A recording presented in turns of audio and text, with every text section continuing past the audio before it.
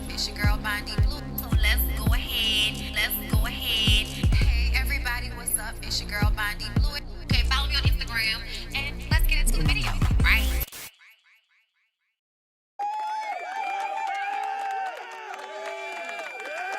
I'm exhausted.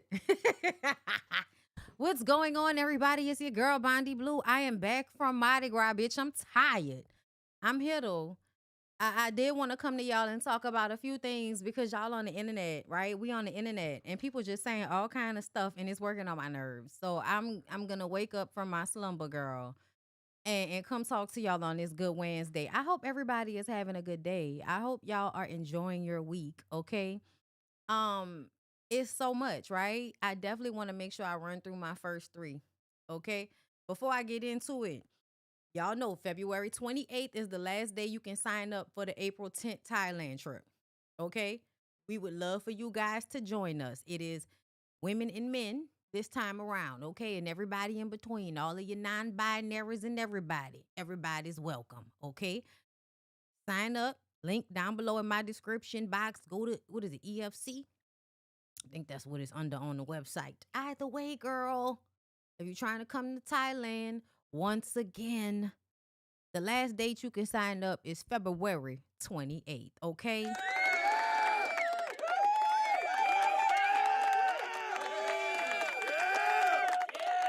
We're going to start with Tyra. Now, I was like a lot of you guys. I felt like we were just blaming Tyra for what happened on America's Next Top Model because she's a black woman. And we always love to make the black woman responsible for anything that went wrong. I know I felt the same way. Every time somebody came out and said something, every time Yaya DaCosta or somebody else came out and said something negative, okay, what's your girl name? The one that was Lisa, the Matos child, whatever the fuck Lisa's last name is, her. Okay, it's a few of them throughout the years that have always come out and said this was a very terrible experience. It's not what they said it was gonna be. I struggled. I did not become a model. I did not get the work that I thought I was going to get. And it's obnoxious when you really think about 24 years. Okay? I don't know if it is that many years, but I know it was 24 cycles, 24 seasons of America's Next Top Model. And only a handful of them actually were able to make it big because there was a blackout boycott against models from America's Next Top Model because they were on reality TV. We didn't realize it back then that people were being very judgmental towards anybody that was on reality TV. It wasn't until recently that people stopped doing it to the reality TV people who are now acting. Like you see every reality TV person you never seen on a goddamn Tubi thriller. Okay? And some of them are good and some of them are not. Okay? And so there is a level of it's a free for all. So people who don't have a lot of talent can get through.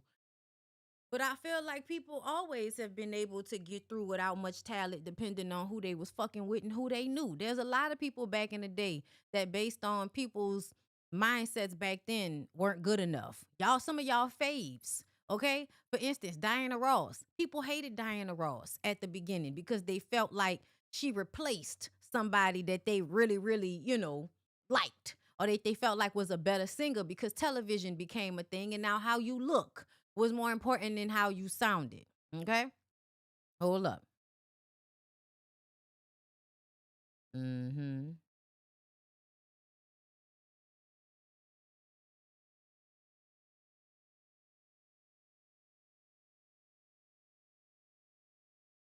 Hello. Shirley. Are we there?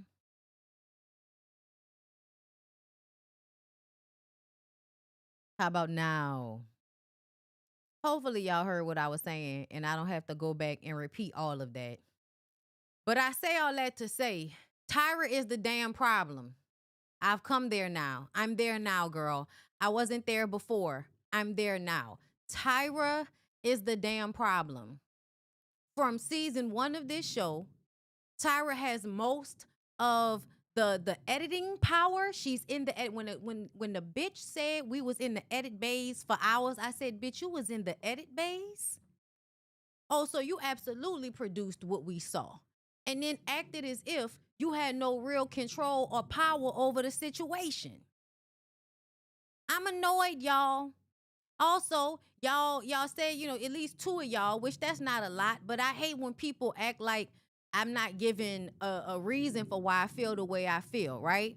It's like you don't listen at all. And that works on my nerves that some of y'all act so damn dumb when I say stuff, okay? Yes, y'all. I can say that Tyra is like a Diddy type of character. I can say that, y'all. Do you know why I can say that? Because the same fucking executive producer of the first Making the Band is the same executive producer on America's Next Top Model.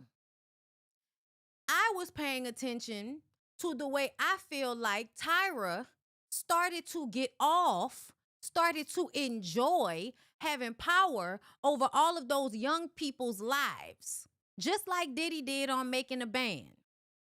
Then you don't really pay them. You don't give them the opportunity you said that they would get. So you lied to them. You put them through extreme amounts of humiliation, all to give them nothing on the back end. And then you continue to milk them for everything it's worth on the back end by having them come on your little talk show and talk down on people and try to farm their emotions. Tyra was always trying to get people to emote in a way that I feel like she could feed off of. I think she was feeding off of their emotions. Even if it didn't start out that way, that is the way it ended up being. She was feeding off of their energy. If they were excited to see her, oh my God, she's feeding off that. Then Tyra, I want to make it so much. Anytime somebody is praising you that much, if you are not grounded in reality, and Tyra was not really grounded in reality back then, and she damn sure not grounded in no reality today. The bitch is doe-eyed. I feel like it looked like when somebody give you a chemical lobotomy. Y'all ever seen how people's eyes go from, their eyes go from like, intentional, right? Their eyes are set. They're looking at stuff they can see. Their eye, you know what I'm saying? I can't see, girl, but y'all see what I'm saying, right? I'm in here. And then there are other times when motherfuckers are space cadets. That's Tyra. Throughout the entire documentary, I was like, even in this moment right here, in her anger, she is more grounded and realistic as a person in this scene than she is in that entire fucking interview for that documentary. 3 episodes. And the entire time, I kept saying, there is a huge disconnect. She is not grounded in anything she's saying. And I was trying to explain it to my husband because sometimes it's hard to explain what I'm picking up on. But once the other model with the short hair, what was her name, y'all? I forgot. She was on season 1 or 2, I think it was 1, who had the fade, the lesbian, okay? Her. They made her look like, made her look like a greased chicken because they called her ashy and all of that. And she was a lesbian, right? As soon as she came on camera, looking exactly the same, my God, on today, and started to talk, the way she was grounded in what she was saying. Giselle, is emoting emotions about what it was like for her and how they were blowing shit out of proportion. And it's all these like 19-year-old girls. Everybody's extremely young. They're fresh out of high school. Yes, they seemed as if they were sure of themselves, but they're all really kids. They're kids in a situation that is unprecedented. They don't know what's going on. And to me, one of the main ways that people are exploited and taken advantage of it in the entertainment industry is what they don't know and how they don't know what questions to ask. And they don't know how to look out for themselves. Yes, Ebony, thank you. When you saw Ebony speak, you could see the difference between how she was talking and how Tyra was talking. Yes, I know the times were different and we did things that now I look back on, I'm like, girl, that's fucked up. But I feel like that was the time. Y'all, she's a fucking space cadet. And the truth of the matter is, it don't matter what we say about Tyra. So all of y'all that feel like y'all need to defend her, shut up. No, you don't. Shut up. You don't need to defend her because she don't give a fuck anyway. She don't give a fuck anyway. I'm not a psychologist. I'm not a psychiatrist. But if I could say that bitch is a sociopath. That's why I said it was Diddy like. When as soon as somebody say Diddy, y'all automatically think sex instead of thinking power plays. It's a power play thing. And then it's a system. Once it becomes a system, y'all, then you have to pay attention. What Diddy did on making a band with them kids is with the exception, fingers crossed, of fucking them. We don't think Tyra fucked any of y'all, okay? But it was the exact same thing. I hold your future in my hand. You love me. You're praising me. And then I am going to disappoint you. And then I am just drop you. I'm going to just drop you, bitch. I'm going to hold all of your dreams and hopes in my hand. And I'm going to know that it's not going to happen for you. But I'm going to lie to you because I want my show to do well. And also, I'm getting off on your misery. You standing before me every day, scared, shaking in your little boots. Y'all passing out because y'all not eating.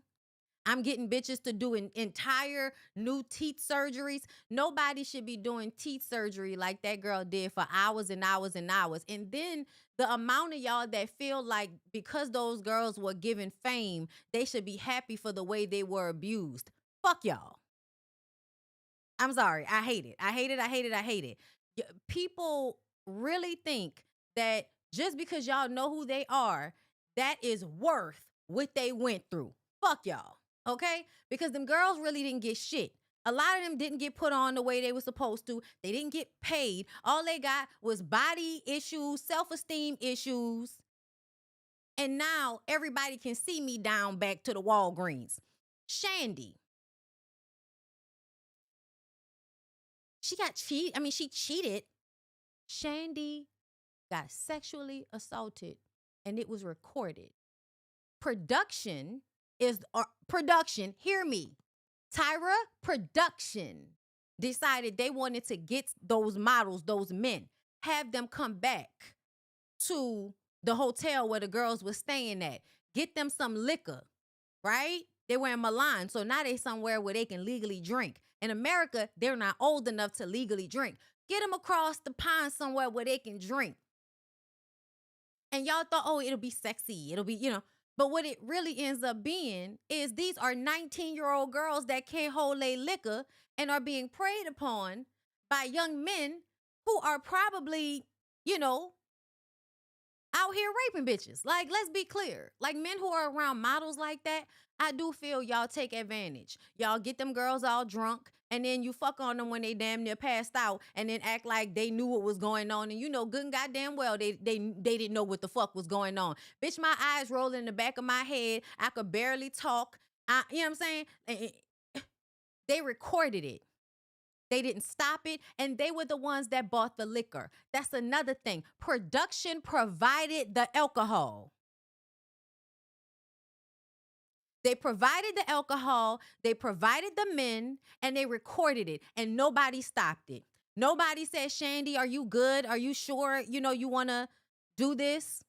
No, and to me, because I saw somebody say that they didn't owe them anything. Yes, they did. All of y'all that feel like you don't owe people common decency, something is wrong with y'all. Y'all need to rethink life. Just because people don't do it all the time, don't make it right. Just because people, exploit the fuck out of every opportunity possible does not mean that the shit is okay. It doesn't mean we should, be out here like, oh, well, fuck it. That's weird. That's weird for you to feel like that. That girl was sexually assaulted on national television, too drunk. And then the original edit was worse than the one we saw. And to me, just the shit in the hot tub was too much. Y'all not supposed to show that shit like that. And the only reason they took it out is because the rules changed when Janet Jackson's titty popped out at the Super Bowl. And now they changed the guidelines for what could be on television. And that's what made them have to go back in and re-edit that lady's sexual assault. And before she could even figure out what was going on, and we always talk about this, about when women are being sexually assaulted, they don't know what the fuck is going on right after because, surprise, surprise, they were sexually assaulted while they were drunk. That's a part of it. I don't remember. I'm asking the person what the fuck happened. I'm asking what happened because I don't remember and I don't know. I was in and out. The girl said she was in and out. She knew somebody was having sex with her, but she did not have like the control to dictate what was happening. She was in and out of consciousness and then woke up in a shower. The next day, in confusion, feeling terrible, Tyra takes them out to eat for lunch and then starts talking about cheating on your partners when you're out of town, bringing up the words cheating. So then she gave her her story. When Tyra sits down with the girl and says, Shandy, you cheated on your boyfriend? Yeah. Y'all, that's leading. That's leading and that's impressing that on her, especially if she's already confused. And if you've been sexually assaulted and you don't know what happened and you don't remember, you already feel bad. You already feel like I did this to me. Not somebody took advantage of me and motherfuckers watched it happen, but I made the mistake. I drank too much. I must have told him it was okay. You automatically start blaming yourself. And Tyra played on that. Tyra played on that and gave that girl the story before she really even could, I think, metabolize everything that happened.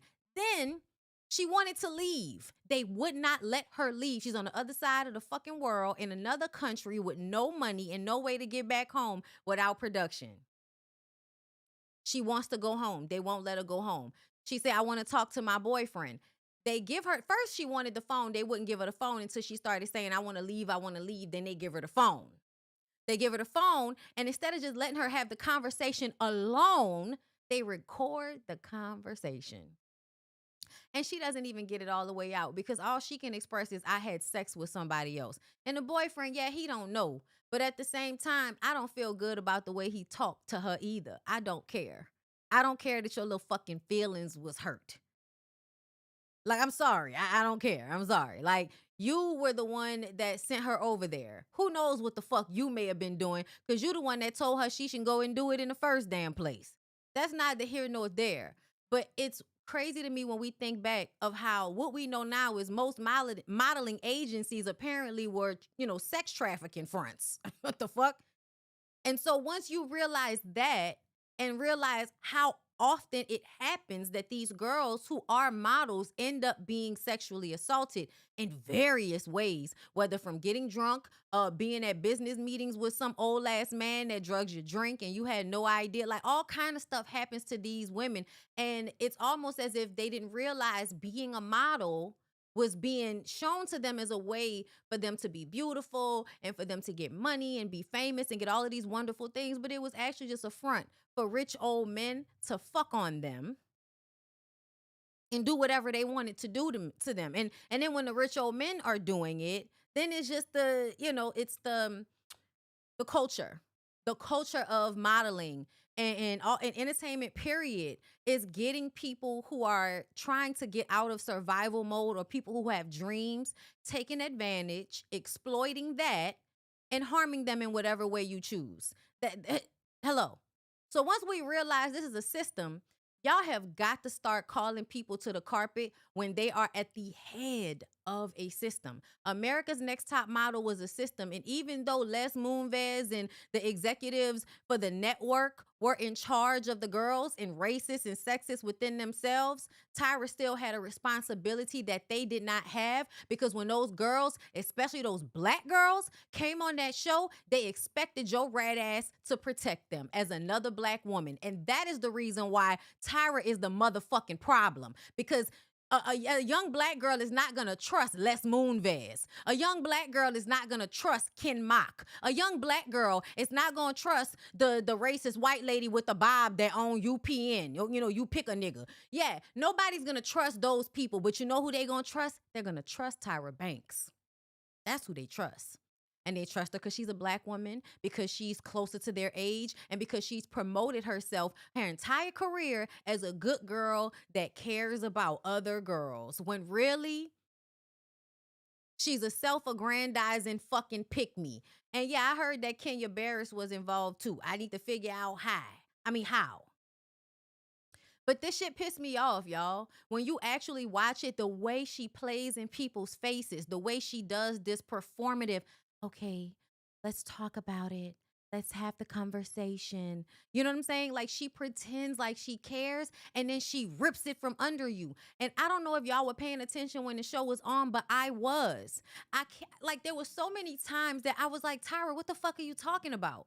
Like, she would be sitting at that fucking table, at the head of the table, in the middle of the table with her name connected to the show in the editing bay, and then turn around and act like she had no control over what was happening.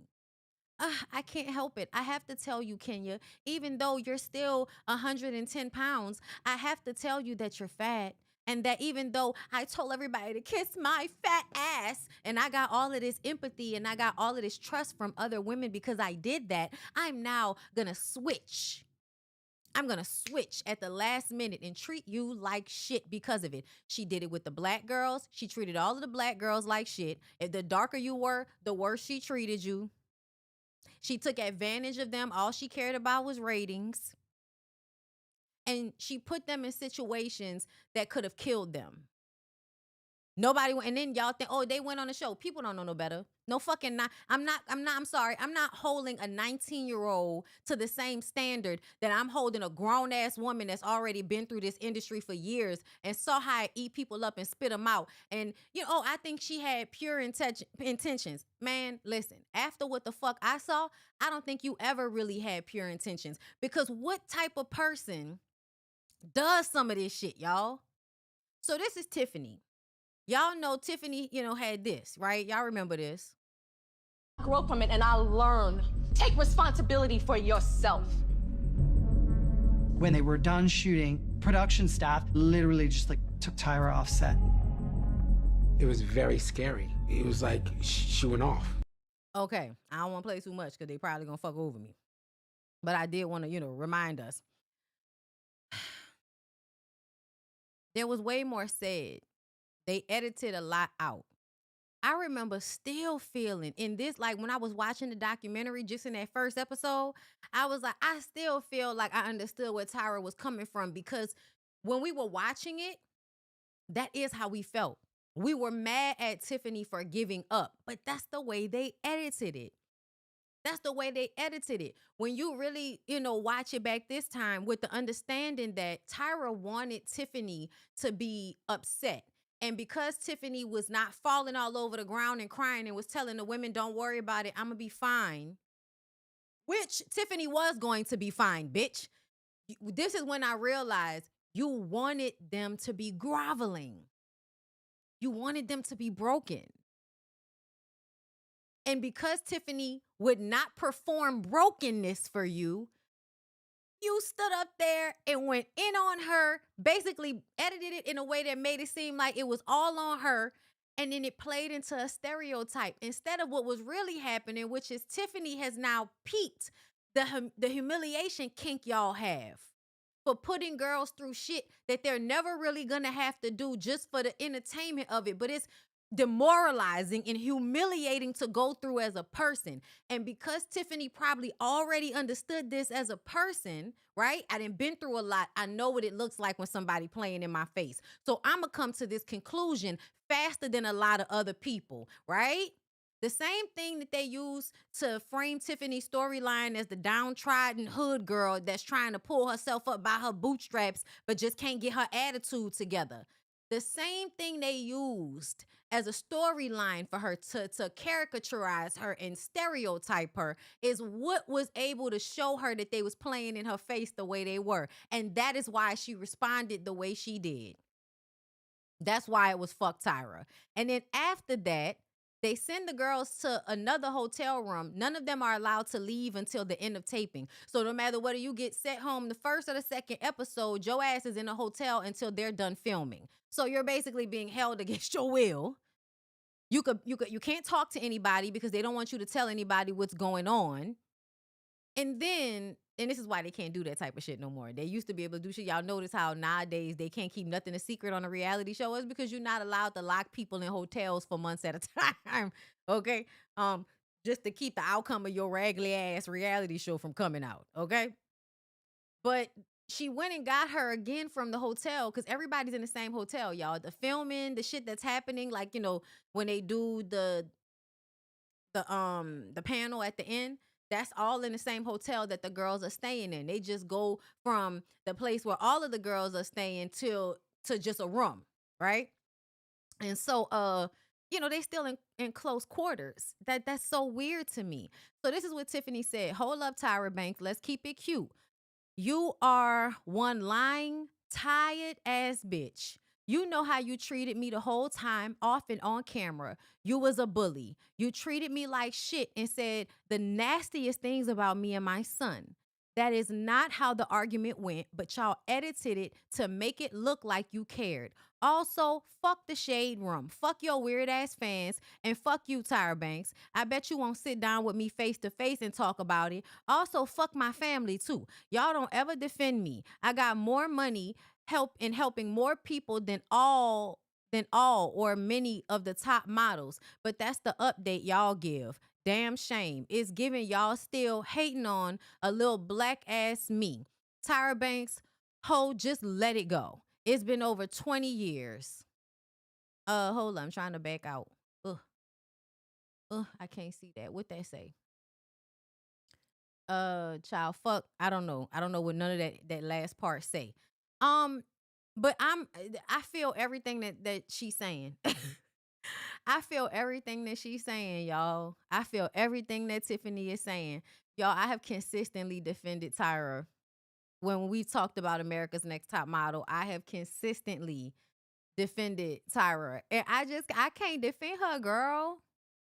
I cannot defend her anymore. She is a weirdo. Also, I talk to y'all, if you are, if you be here all the time, I already told y'all about the MLM she had going on and how weird that was, right? And then the ice cream videos, like, we've talked about these things. The bitch is a weirdo. And the fact that she tried to do a MLM, a multi-level marketing scheme with makeup, she tried to do that in like 2018 and it didn't work out.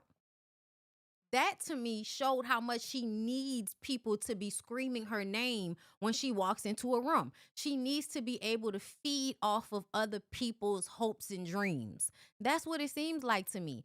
And I do feel like this was something that happened over time, like an addiction that happened over time. But I do think it's an addiction to what it feels like to be powerful over other people. And it does over time, I think, cause brain damage, which is why people start to be so unaware of themselves once they get older. When they're younger, they're more aware of how to keep that shit concealed. But as they get older, I think it does cause brain damage, like a certain level of power, a certain level of access, right? Also the trauma included in whatever you've been through just as a woman, as a person. I think that power thing eventually causes like a brain damage thing that keeps you from being self-aware. So you can't even see how we can see you. She's very like self-unaware, like she can't see herself. I don't know about everybody else, but I don't know how you can't see that bitch not all the way there no more. I don't know why you can't see it, girl. I don't know. Okay, so this is from the Jasmine brand. Okay, this is, I believe, Tyra Banks' former hairstylist, Kaya Wright. This is what she wrote. Let's see, because the people are up here defending Tyra. Let's see. There's a lot being said about America's Next Top Model. And for the first time, I'm going to be truthful and speak from my experience working on the show. Mr. J. Manuel introduced me to Tyra, and that introduction didn't just change my career, it changed my life. I've served as Tyra's personal hairstylist for over 20 years, and we worked together on America's Next Top Model for 6 seasons during a time when fashion television was evolving in real time. They weren't just doing makeovers, they were shifting culture. They weren't putting editorial beauty in living rooms across America. They were putting editorial beauty in living rooms across America. Was it intense? Of course. Excellence usually is. It's not excellence if you're picking the worst photo because you're trying to make a TV moment. And that's what they did. They would not pick the best photo. And when a girl would stand up there and say, that's not my best photo, like Jade did, you look at them like they're the problem child, like something is wrong with them because they speak up for themselves when you're just supposed to go along with the shitting on you. I don't think you can call that excellence when y'all start to care more about the ratings of the show than you do about the health of the girls, for one, but also the actual product of which you're creating. Yeah, it's obvious that a lot of y'all only care about money. You only care about money and you only care about cultural facades. Because the truth of the matter is, I don't give a fuck about the image of something if underneath is causing all of this real life trauma. I don't care about the fact that we were so excited to watch this TV show. You know why? Because once the TV show was over, life goes on. Yeah, bitch, I still smiles, but I would have always been taking cute pictures. Bitch, I'm cute. You know, I'm sorry, y'all, but it's just upsetting, because I feel like y'all give people way too much credit for things. Yes, she did shift culture, making trans girls and plus size models more of a thing than they were before. Absolutely. I won't take that away from her. But I also feel like that's the same thing as a dead clock being right twice a day, bitch. Like, whoop de fucking do. You still did so much damage. You still did so much damage, bitch. It's like you went through a fucking wrecking ball through a china shop and found 5 pieces that wasn't broken. It was like, damn, I did good. What the fuck? That's what it's like to me. Let me continue reading this girl ass kissy ass message. So some of that shit talking about we weren't just doing makeovers. We were shifting culture by making a bitch close the space between their teeth and then later on making another bitch open hers up more. Yeah. You know how it shifted culture into making us think we should change every little thing about ourselves in order to seem more appeasing to the editorial world or to the masses. Yeah, you're right. It did shift culture. Then those of us that thought a flat stomach was a flat stomach, now we realize, oh no, I guess my stomach is not as flat as I thought. Because it didn't just affect, who models were supposed to be. It affected who we all thought we were. Because if you think the bitch that's 5'9", 110 pounds is fat, then what am I supposed to think about myself at 5'3"? Like, come on, man, miss me with that. It fucked with our perception of our bodies. But what I experienced was growth, exposure, discipline, and opportunity at the highest level. Tyra moves with the times. She takes risk. She pushes boundaries. She gave so many girls a shot. I was one of those girls. Girl, shut the fuck up. Because the truth of the matter is the shot, a lot of the times them girls didn't get half of what they would have gotten had they not gone on the show. Danielle probably would have did better as a model if she would have left that hometown, went to New York, and just walked straight into Wilhelmina fucking agency off the fucking street. She would have probably been treated better as a model off the street had she not gone to America's Next Top Model, all for Tyra to call her years later and say, I knew that they were giving you a hard time and I still didn't send help. She said, I could have done something, but I didn't. That's what Tyra told Danny years later after Danielle sat up there and worked and never got any real jobs. She was with that modeling agency and for months not getting work, and eventually found out it was because you have to treat the top model girls different because they're from reality TV. You sent that girl into that situation not knowing why they were treating her that way. And then years later you call her and tell her that you knew and you didn't help her. Yeah, she gave him opportunities, all right. Opportunities to get fucked by somebody. And after years of building that editorial language on America's Next Top Model, Tyra and I had a bigger vision for her hair, bring that high fashion storytelling into daytime television. She gave so many girls a shot. I was one of those girls. And okay, I read that part. That vision became the Tyra Banks Show. That talk show went on to win me 2 Emmy Awards for hairstyling. And I am blessed to be a part of that history. You can hold space for evolution and still acknowledge impact. You can grow as an industry and still respect the doors that were opened. Y'all have a real hard time with understanding that, yes, some of y'all were given great opportunities because of it, but there were way more girls that were harmed in the process. So you doing so well kind of really doesn't fucking matter.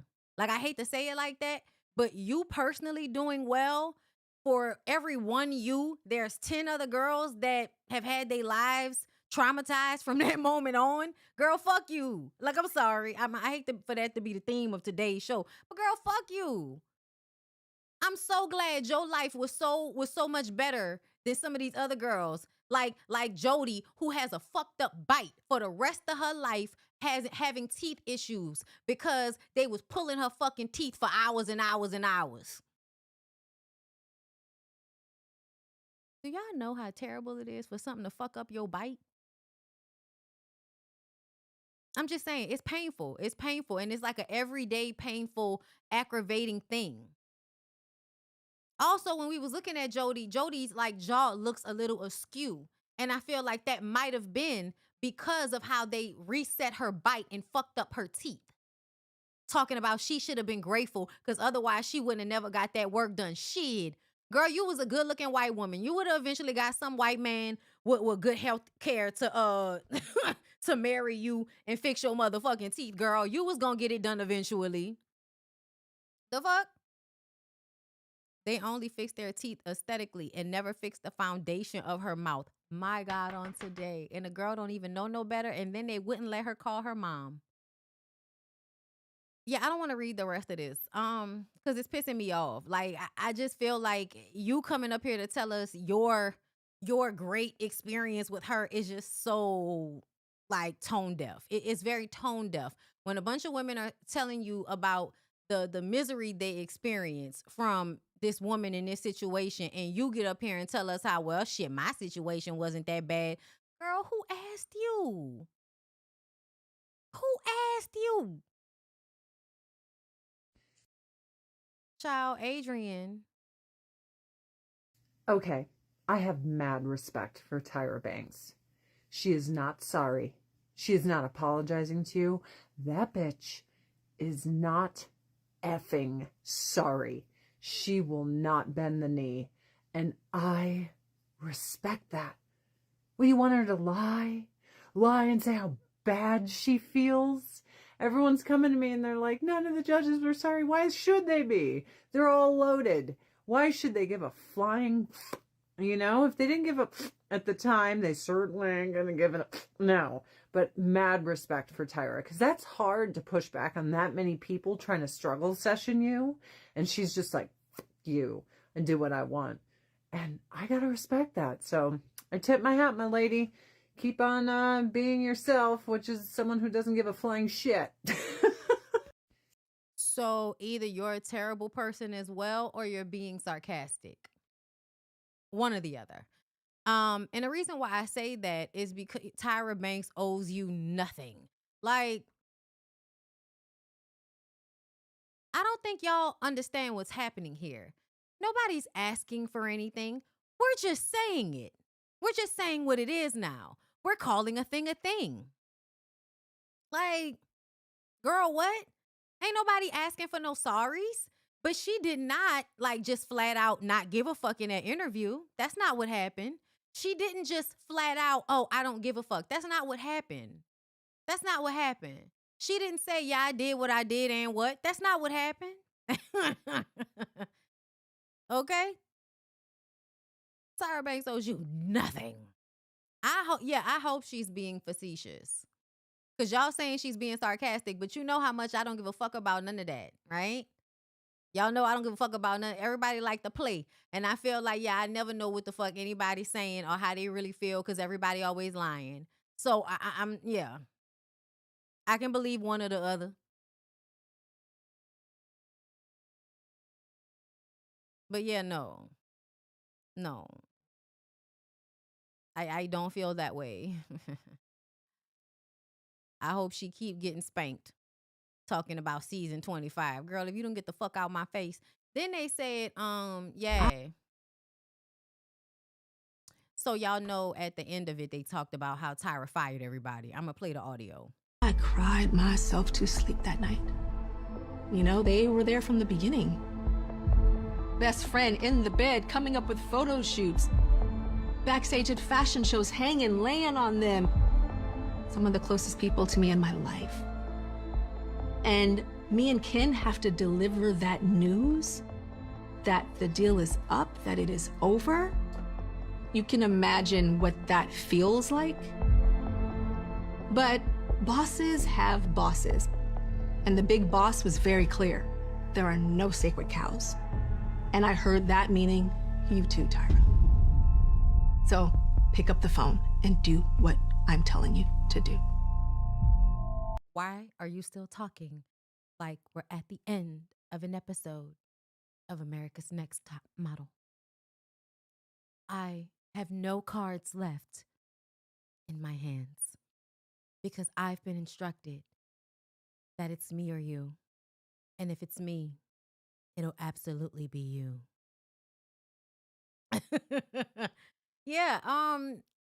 Listen, it was the way she fired him. It wasn't because Miss J said, I tried to, not Miss J, Mr. J.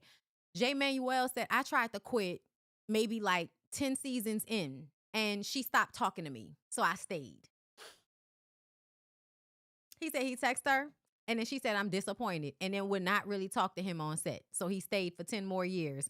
And then not only did they fire them in a way where it was like Tyra Banks fires, Miss J, and, the fine one, Nigel Barker. Okay? Yeah, girl, I honestly felt like they deserved it. Can I be real with y'all? I felt like they deserved to get kicked out on their ass the way they did. Because to me, there was a level of nastiness that they did too. Y'all talked to them girls terribly and played on them girls' tops and made them feel like shit about themselves and were mean people too, because y'all are in this industry and that's just what it is. People are mean to you, so you get mean back, right? And y'all were enjoying that to some degree, sitting there, telling them young girls about themselves and if they fat and all of the, and how they can't walk and making fun of them and all of that. Y'all enjoyed that shit to some extent too. And that's why I said it was systematic, because to me, there are times where you feel like I don't want to go along with this. But because you've done so much already, the person, like, if Jay would have went to Tyra about something, Tyra would have been like, well, what about when you did this to old girl? You ain't no different from me. So just go along because you want to keep your job. You want to keep our relationship. And you just like me. You doing some of the same shit I'm doing. You talking down on them too.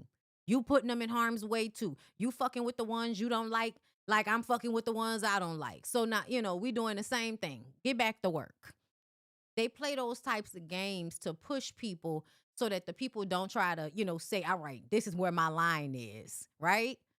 They keep pushing and keep pushing. They push people's boundaries. That was another reason that I said there was a connection to how Diddy was acting, because a lot of the people around them may not have been comfortable. But first of all, they're being controlled narcissistically, like they're being controlled by the person. The people around Tyra, yeah. You become their friends, but you're their boss. And I'm sure at some point you let them know who the boss was. Just like when Jay tried to leave and then you stopped talking to him and treated him like shit. That was a power play. That was how you dominated him. And then they watched how you did the girls.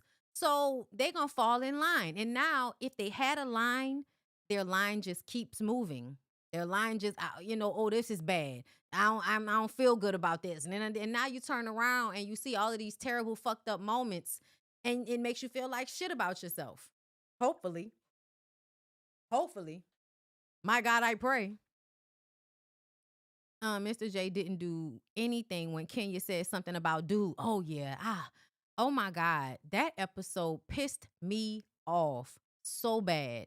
And that's why I feel like I hate when people use the excuse of, oh, we didn't know any better back then. That's a lie. That is a lie. I remember that episode. I was pissed. I was pissed that they didn't protect her. I was pissed that nobody pushed him like that. Nobody came in, stepped in and said, dude, you need to do better. You need to be, less touchy-feely, or you're going to be offset. We can do this with 2 guys. We don't need 3. That's not what anybody did. Right. Jay, Nigel, those were people that could have stepped in and helped, and they didn't. Y'all stood and y'all watched. And when them girls cried and said they was uncomfortable because somebody touched them without their consent, you tell them that they're weak and they need to suck it up, because that's what the modeling industry is. And you're not wrong, but y'all should have been trying to change that with what y'all had going on. Somebody should have came in when she first stopped it and said, hey, next time he do it, kick him in the nuts. That would have been great advice. Did anybody give that advice? No, nobody helped. Y'all watched. It was too many times of these girls being like sexually assaulted, harassed in some type of way, and y'all just recorded it. And then when the girls cried and asked for help, nothing. And to me, that's one of the scariest things in the world is like, those stories you hear about women on the subway and somebody's assaulting them and everybody's just sitting there doing nothing. And it's like a whole bunch of people right there. Like, oh my God. Like, that is such a terrible, terrible feeling. And I feel like that's what happened so many times on America's Next Top Model. They were not doing what they were supposed to. Like, to me, they were breaking some type of laws doing some of this shit. Like, I don't care what nobody's saying. Like, production-wise, like, some of this shit, like, definitely came off like, was that legal for y'all to do that? Like, what the fuck is that? It's terrible. So, yeah, and if Tyra and them knew that it was bad for them to be sexually harassed back then, why wasn't it a problem when it was happening to the girls on the set? Fuck y'all. I don't give a damn about who y'all made famous and whose lives were made better because they was able to get a little bit of money, when at the end of the day, all of this shit could go out the window tomorrow. Everybody's shit can be fucked up tomorrow with the way this country is going. You could wake up next week and the dollar could be worth not a goddamn thing. I'm just saying. There ain't no saving. Like, I think people have put themselves in like this false sense of security around having money and access, when at the end of the day, I think when those girls didn't make it on the show, it was probably protection that they didn't know they were getting. Like, the girls are upset that they didn't make it. Girl, you probably would have been raped.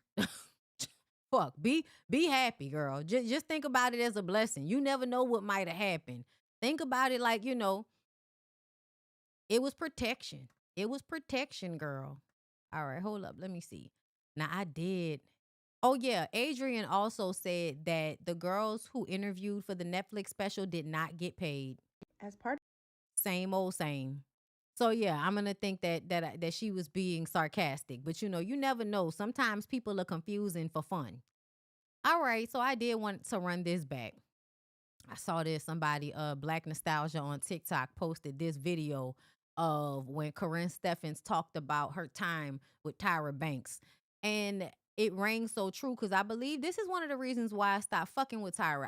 And I told y'all, I didn't like how anybody treated Corinne Steffens when she did her press tour when her book first came out. I read that book from cover to cover, and was a fan. And so when I would watch interviews and see how a lot of the women were like, you're telling on these fuck ass niggas. Bad girl, how dare you tell on these fuck ass niggas? You're not supposed to tell on them. You're supposed to let them disrespect you and fuck you and throw you away in private. You're not supposed to put them on blast. How dare you do this? And it was because Tyra was putting herself on the same footing with those men. Bitch, them niggas don't respect you either. Dummy. That's the thing. There's so many. That's like my main problem with pick-me's. This idea that you're going to be a version of a woman that's going to be respected in a way that other women aren't by men that just don't respect women. Girl, no. It's called playing in your face. They don't respect you. It's called playing in your face.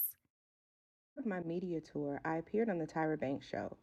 It was not a good experience. I found Tyra to be both a hypocrite and a member of a thriving but overlooked breed of female chauvinists. See, this is before we had the term pick me. She was definitely a pick me shit. That's what she was trying to say.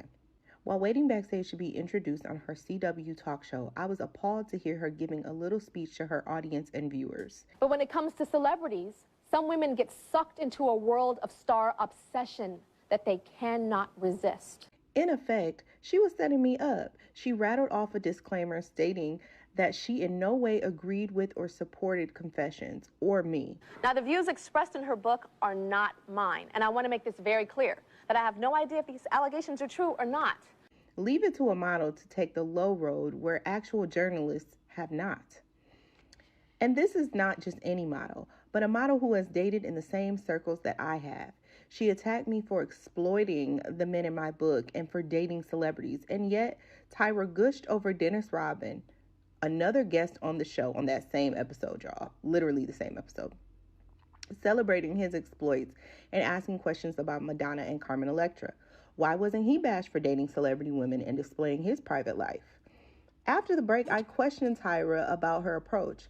I'm a celebrity first, and these are my colleagues, she told me. Colleagues in the fashion industry? Funny, I've never seen Bobby Brown or Vin Diesel on a runway in a thong. Or was this just model speak for we've slept with the same guys? And shouldn't she want to be a woman first? Whatever happened to women's solidarity? Tyra missed the boat and the opportunity to draw from the message in Confessions. But in the words of Maya Angelou and Stacey Rush, still I rise. You can bank on that. I distinctly remember watching that episode, and if you can remember, there was a segment with Corinne's Child. Let me see. Was it in? Wasn't the party girl. awkward place. That if I wasn't the party girl anymore, then they wouldn't take care of me. Corinne Steffens, thank you for being here. And I remember thinking, what happened? Did they cut something out? But she probably asked Corinne to leave after Corinne challenged her, because one thing I know about Superhead Corinne Steffens, she is very well spoken and she don't take no shit from nobody. You dying inside, aren't you? I haven't been the hardest on you. And she makes good points. Love her or hate her, she makes good points. You dying inside. Girl, hold up. Let me find this whole thing. Cause that girl, what?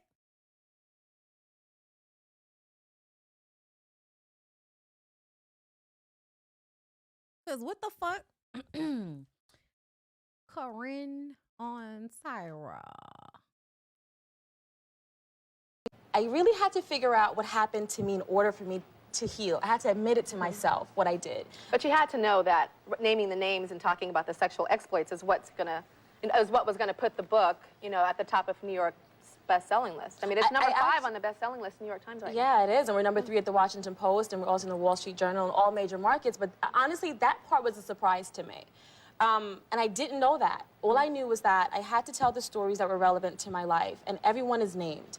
And it's funny to me how everyone is so concerned about naming the celebrities, but no one is concerned about me naming the man that raped me when I was 13 and how his life is going to be now. You know what I mean? And so it just shows me that we're in a celebrity hypnotized society. But you were hypnotized by the celebrity exactly, at once, which so is the you can whole point of the understand book. why people are so into exactly, it. which is what's so ironic and so wonderful, because that's the point of the book.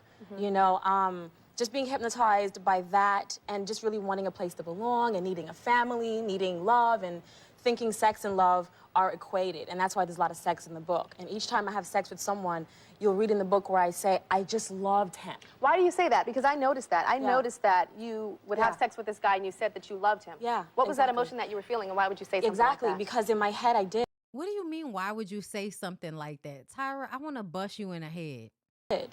Because Even when, because in the book she says that she'd have sex with somebody and then they'd get up and then they'd leave, or they'd tell you to leave. So how could you equate that with love? I was never told to leave. I just think that, you know, That's not what was said in the book. Like I told y'all that one time, I think that Jay-Z shit might have been like the one time where it was like, what is wrong with? And I didn't look at her as the problem. I looked at him as the problem.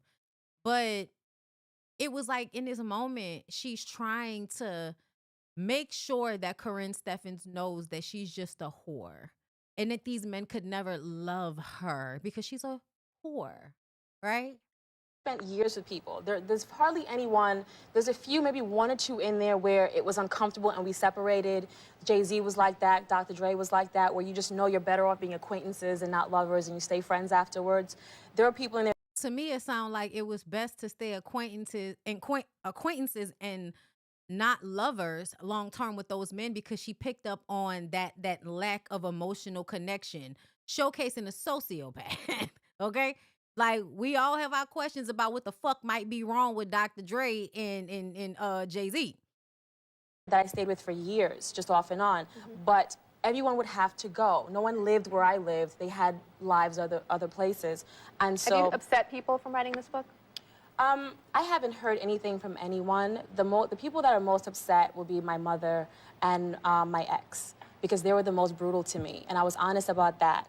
Brutality, and that upsets them. So these Celebrities are fine. rappers aren't upset that you wrote about them? No, they're fine, because there are so many things that I left out. The things that I got a lot of calls. So if you ran into Usher, or you ran into Jay-Z, or you ran into, they're like, hey, Corinne, it's cool? Well, we I can haven't imagine been that. cool for years. You know what I mean? So it's not like I've had friendships all this time. These are people that I haven't spoken to, with the exception of Usher, who I haven't spoken to in years. And so when we do see each other, and we do, Four Seasons brunch, and you just kind of pass each other, and you do one of these, and you just keep going. Because I'll admit, if somebody wrote something about me in a book, I'd be pissed off. Yeah, people wrote things about me in songs. So I've been pissed off before. I've been written about in magazines, you know, that were lies. And I've been pissed off before, too. You know, so I know how it feels. But the difference is that the things that were written about me weren't the truth. And this is the truth. And I tell them, as I tell everyone, if your name is in this book and you see something that you don't like, then you shouldn't have done it. So do you think that you wrote this book because of revenge, out of revenge? No, see, revenge is something that happens when people are miserable and upset and But weren't bitter. you miserable and upset Not when and I wrote bitter? this book. Not when I wrote this book. Corinne, I I wrote have to this book- disagree with you, because when I read the book, you How were you gonna disagree about my emotional state? saying that you're really upset that, you know, that you were down and out, that these were the guys that you would go out with and wine and dine and spend a lot of money and hang out, Yeah. and then you had But your I rock still bottom. have that lifestyle now. That No, but I'm lifestyle saying, hasn't changed. but I'm talking about your rock bottom, and you hit a rock bottom where you were homeless, Yeah. living in the car with your son, Absolutely. freezing to death, and Absolutely. using Girl, freezing to death? jackets to stay But all warm. of that was my fault. No, but That I'm saying, wasn't their but what I'm fault. saying is you called these guys and said, I need some help. Yeah. And none they of them said helped no. you. None of them helped you. The same man who wrote me a $10,000 check on our first date wouldn't help me. Everything that happened to me was my fault. I did it to myself. But I then why allowed name names? people- If there's no anger, why name not? the names? Why not? It's just the truth. And so now that I've healed, it feels right to say, you know what? Let's not give this a pretty name anymore. Let's not say I was hanging out. Let's not say I wasn't. I was prostituting myself and selling myself for a lot less than I'm actually worth. You know, Well, we're going to talk about that some more. yeah, absolutely. I really had to Girl. be ashamed of who I am. And I'm not. Oh my God. Hold up, let me see. And it's cool? Well, I we can haven't imagine been that. cool for years. You know what I mean? So it's not like That's some more. Yeah, absolutely. And I want to hear from you guys out there. Cautionary tale, too. Well, what's happening is that a lot of women have unrealistic views of this part of the industry. You have a lot of young girls who want to, at a very early age, just be video girls, and they think that that's modeling. I get emails on my website, which I have. Mind you, both sets of women are having the same situations happening, just at different levels. The models are being harassed and assaulted by, you know, maybe rich older men. And the girls that are video models are being assaulted by younger black men. been getting for over the last 2 years of people asking me, how do they get into this? I want to be a model. So how do I get into the next yin yang video? Or, you know, and I have to explain that that's not modeling and I've never been a model and that's not what it is and that's not how it happens. They're actually changing their minds about what they thought the industry was like, thinking that nothing bad ever happens and life is essentially like a video, and it's just not. Well, it depends on the choices that you make. Well, it depends on the choices that you make, Yeah. but a lot of us, unfortunately, are being ill-informed. A lot of us are just aren't being told. You know, I wish that I had... And that is the truth. That is the truth. You know, people around me. I wish that I had a family base. A lot of women do have, and they have a family, and they have friends, and they have people who care, and they're educated better than I was. But many women and young girls aren't as educated as we should be. Well, I want to take some questions from the audience. I'd like to know, based on the subject matter and the content of the book, why would you dedicate a book like this to your son? Because this is my... Why would you dedicate a book like this to your son? Girl. life story, and this is a subject matter not just of my book, but of my life. And another thing is, one thing y'all did not know back then is having a level of honesty with your children, I believe is better than lying to them. My son went through a lot of this with me. When I slept in the car, he was the only person in the car with me. But you put your son, and you dedicated your book to the son, which means it opens it up to his school because his name is in the book. His first name's in the book. A lot of children are named Naeem. Yeah, but you pick him up at school, and you look just like this. Okay, So and all the that's parents that know me, I'm in the PTA. So what is all of this clap? You see, automatically now you're trying to shame her as a mother. I feel that people expect me to be ashamed. And all my life, I've been expected to be ashamed of who I am. And I'm not. And I think that it bothers a lot of people that I'm not ashamed. And a lot of us spend our lives being ashamed of who we are and what we've done and are afraid to share that with our children. It doesn't bother me that you're not ashamed. It does. It does bother you. And because you want to be able to feed off of her shame. And she's not giving it to you, and it's pissing you off. This is another moment that's exactly like what she did to Tiffany. And what I feel like she got off on that show was being able to pull a certain level of shame out of a young person, and so she could feed off of it. And that's what she's trying to do. The fact that you're not ashamed, I think what bothers me is that I think you are a very smart woman, you're very articulate, and I think you do know exactly what you did. And you knew that naming names would be the thing that makes the press, because you were attracted to that. You're attracted to names, you're attracted to celebrity, and I think you do understand that naming these names means that, you know, this is gonna get attention. Okay. And I want you to be honest and sit here and be honest with me. Well, you know what? I just wrote the book, and my publisher made that decision. Initially, the book had no names in it, and there are a lot of things that have been taken out. But the publisher can only make the decision The publisher of what made you the agree decision, with. and Now the publisher can only make a decision that you agree with. Is that right, Tyra? Mind you, Tyra blamed the public for what she did on America's Next Top Model. You guys wanted it. Girl, we didn't know what the fuck. Girl, who the fuck told you that we wanted you to do a photo shoot holding a girl over scaffolding and she might fall to her death? Who told you that we wanted you to set that girl up into a photo shoot of a woman being shot in the head when you knew from her psyche valve for the show that her mama got shot in the head? Tyra did psyche valves on them girls to find out pressure points and exploited them during the season. And I agreed with it because I felt that it was the truth and it was actual. I didn't hide anything in that book. You just said you hid a lot. Well, I mean, of all the things that were written, I didn't hide names and places and dates to protect people. This isn't a book about protection. It's a book about honesty and confessions, both on my side and hopefully on theirs. How mad were you at those rappers that didn't support you during your time? Not mad at all, with them? because I went back to them. It wasn't like they said no to me and then I was like, oh, that's it, I'm out of here, I'm gonna write a book. It was okay, I went back, they gave me more money, I hung out, I still took the trips, I still did all of that. And then I left. And she was still getting hit up after. Because then they wanted to see what the hype was about. Because I knew. Not every single one of these guys. Every single one. Not every single one. You didn't go back to every single one of them. Well, the ones that had the most money, the ones that were flying me around, because I was homeless at the time. I was homeless at the time, and I had to find a way to get back on my feet. So in the back of my head, I know, okay, you don't care about me. Because when I told you I was getting evicted, you said, whatever. So now I said, hey, everything's fine. Well, yeah, that was just, that was a bad week. I'm fine now. Okay, here you go, more money. I knew that if I wasn't the party girl anymore, then they wouldn't take care of me. Corinne Steffens, thank you for being here, and thank you for being honest.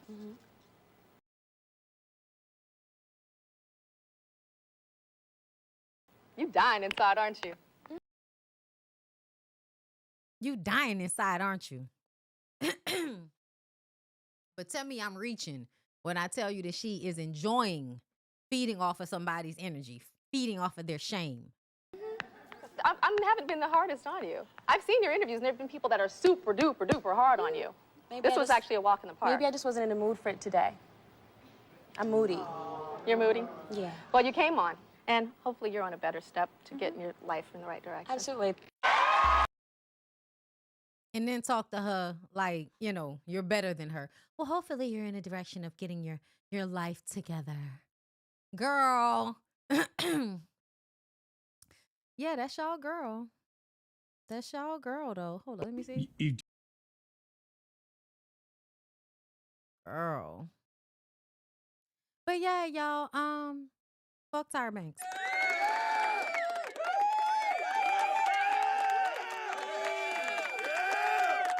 Summer D, thank you for the super chat. To my #1 watch YouTube of 2025, what would I do if I couldn't watch Bondi and I'll never look at Tyra the same? Something's not right upstairs. Thank you, girl. And no, something's not right upstairs. Benji, baby, thank you for the super chat. I feel like too many instances were left to coincidence. It's giving them people paid the extras to abuse the contestants. I don't know if it's that or if it's the fact that it's just the industry. And the industry is one where people are always in that space, you know? All right, so let's go ahead. Let's transition. I think I'm ready. I think I'm ready to transition into the next subject matter, okay? Where do I want to go? Okay, let's go to Clifton Powell. So first of all, this is not surprising to me. Clifton Powell is just such an interesting black man, but he's not really always acting. I think the only time Clifton Powell acted was when he was in Ray.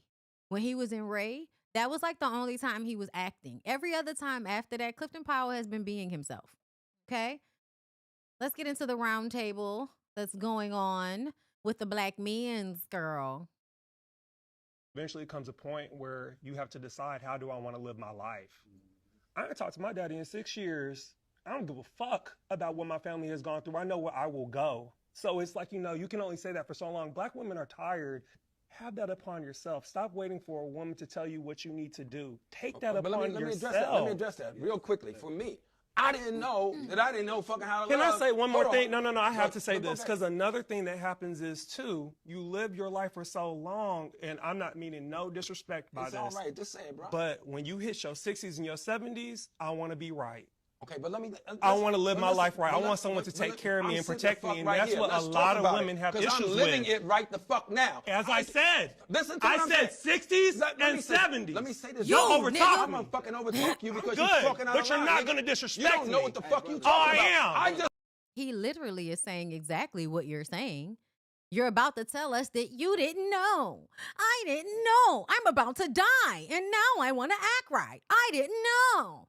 You knew. But as long as you could take advantage, you took advantage. And now you're about to die and you want to do right. That's what the boy said. I do. You don't know what the fuck you talking about. Oh, I do. Because you can't I fix do. no shit. I You do. don't know it, nigga. I do. Get the fuck out of here. Get the fuck out of here. Get the fuck out. You don't know what the fuck you're talking about. I'm gonna need for everybody to sit back. These two grown men got it. Y'all don't need to do all of this. Everybody sit the fuck down. Everybody.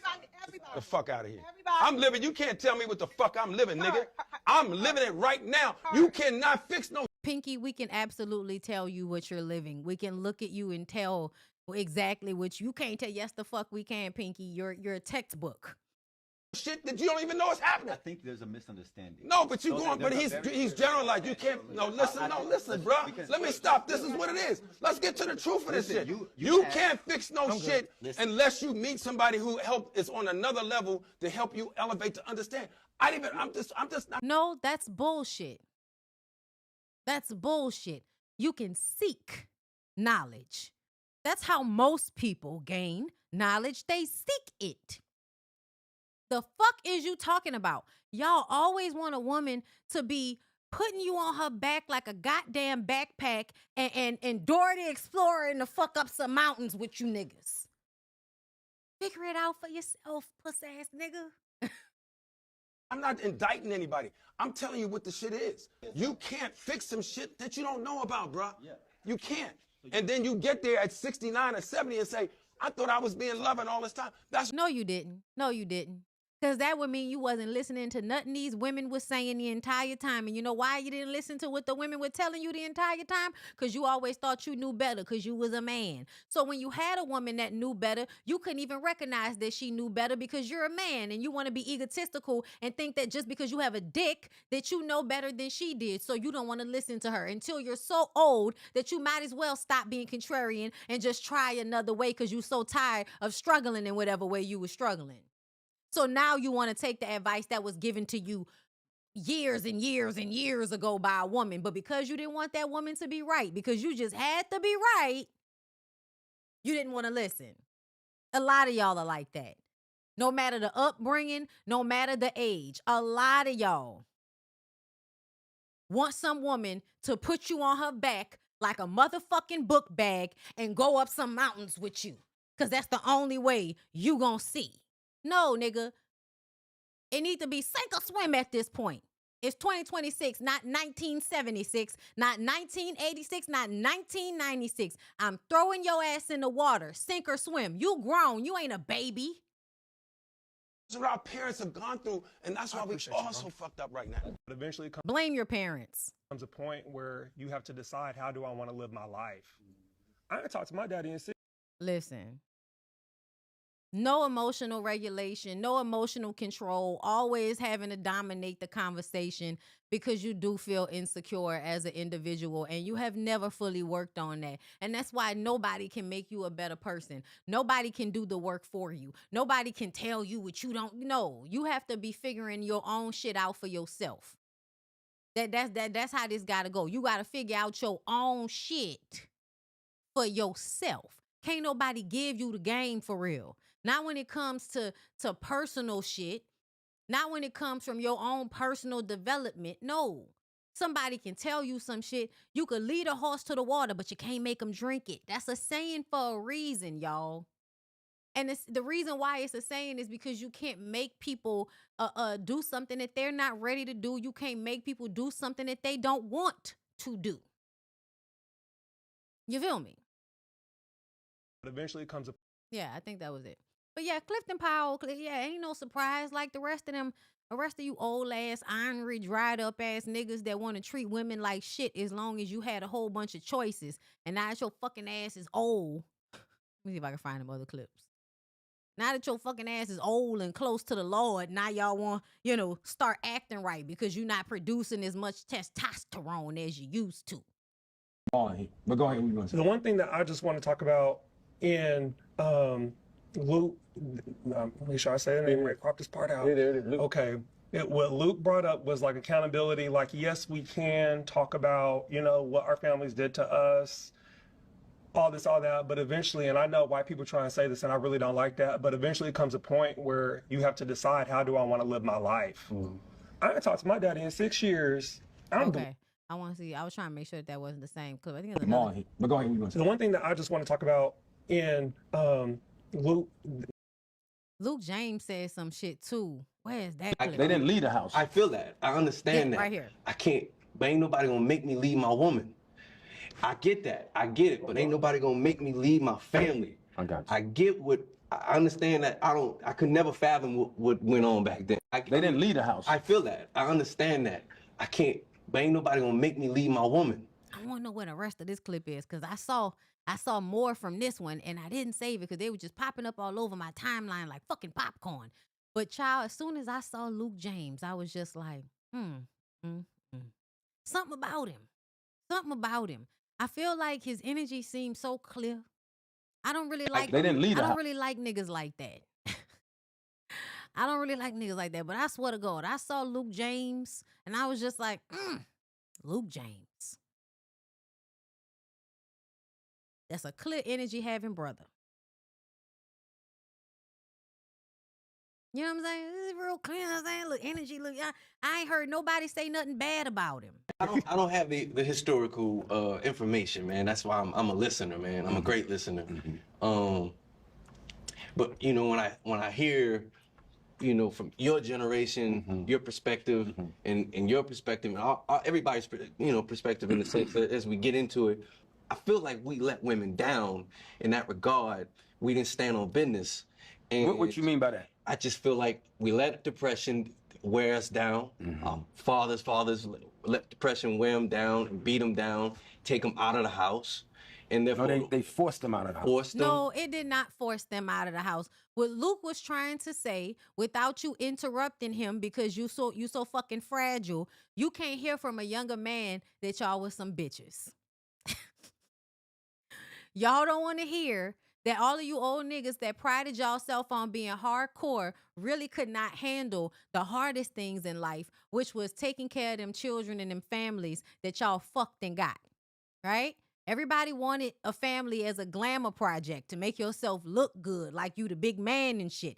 But when it came time to stay and stick it out and be what you needed to be, you punked out. You let the stress get to you. You start drinking. You're treating people bad. You're beating them up. And that's another power thing. I have no power anywhere else but in this household. This woman gonna do what I say if I push hard enough. These kids gonna do what I say if I push hard enough. A lot of them niggas, y'all don't want to admit it. But yes, y'all were very fragile. And because you think you all tough, because every 5 minutes you willing to explode, you don't want to even recognize you got everybody walking on eggshells about your temperament like you a motherfucking toddler, nigga. Calm down. No, they had a program that forced them out. They didn't leave the house. I feel that. I They understand did. that. They did leave. See, I hate that. I hate when y'all act like, oh, like some people just came and grabbed up all of the fathers from the households and pulled their asses out. That is not what happened. Do you know what I heard more often than not when I was a kid? A nigga went to the store and never came back. That's what I heard more often than not. Or y'all broke up.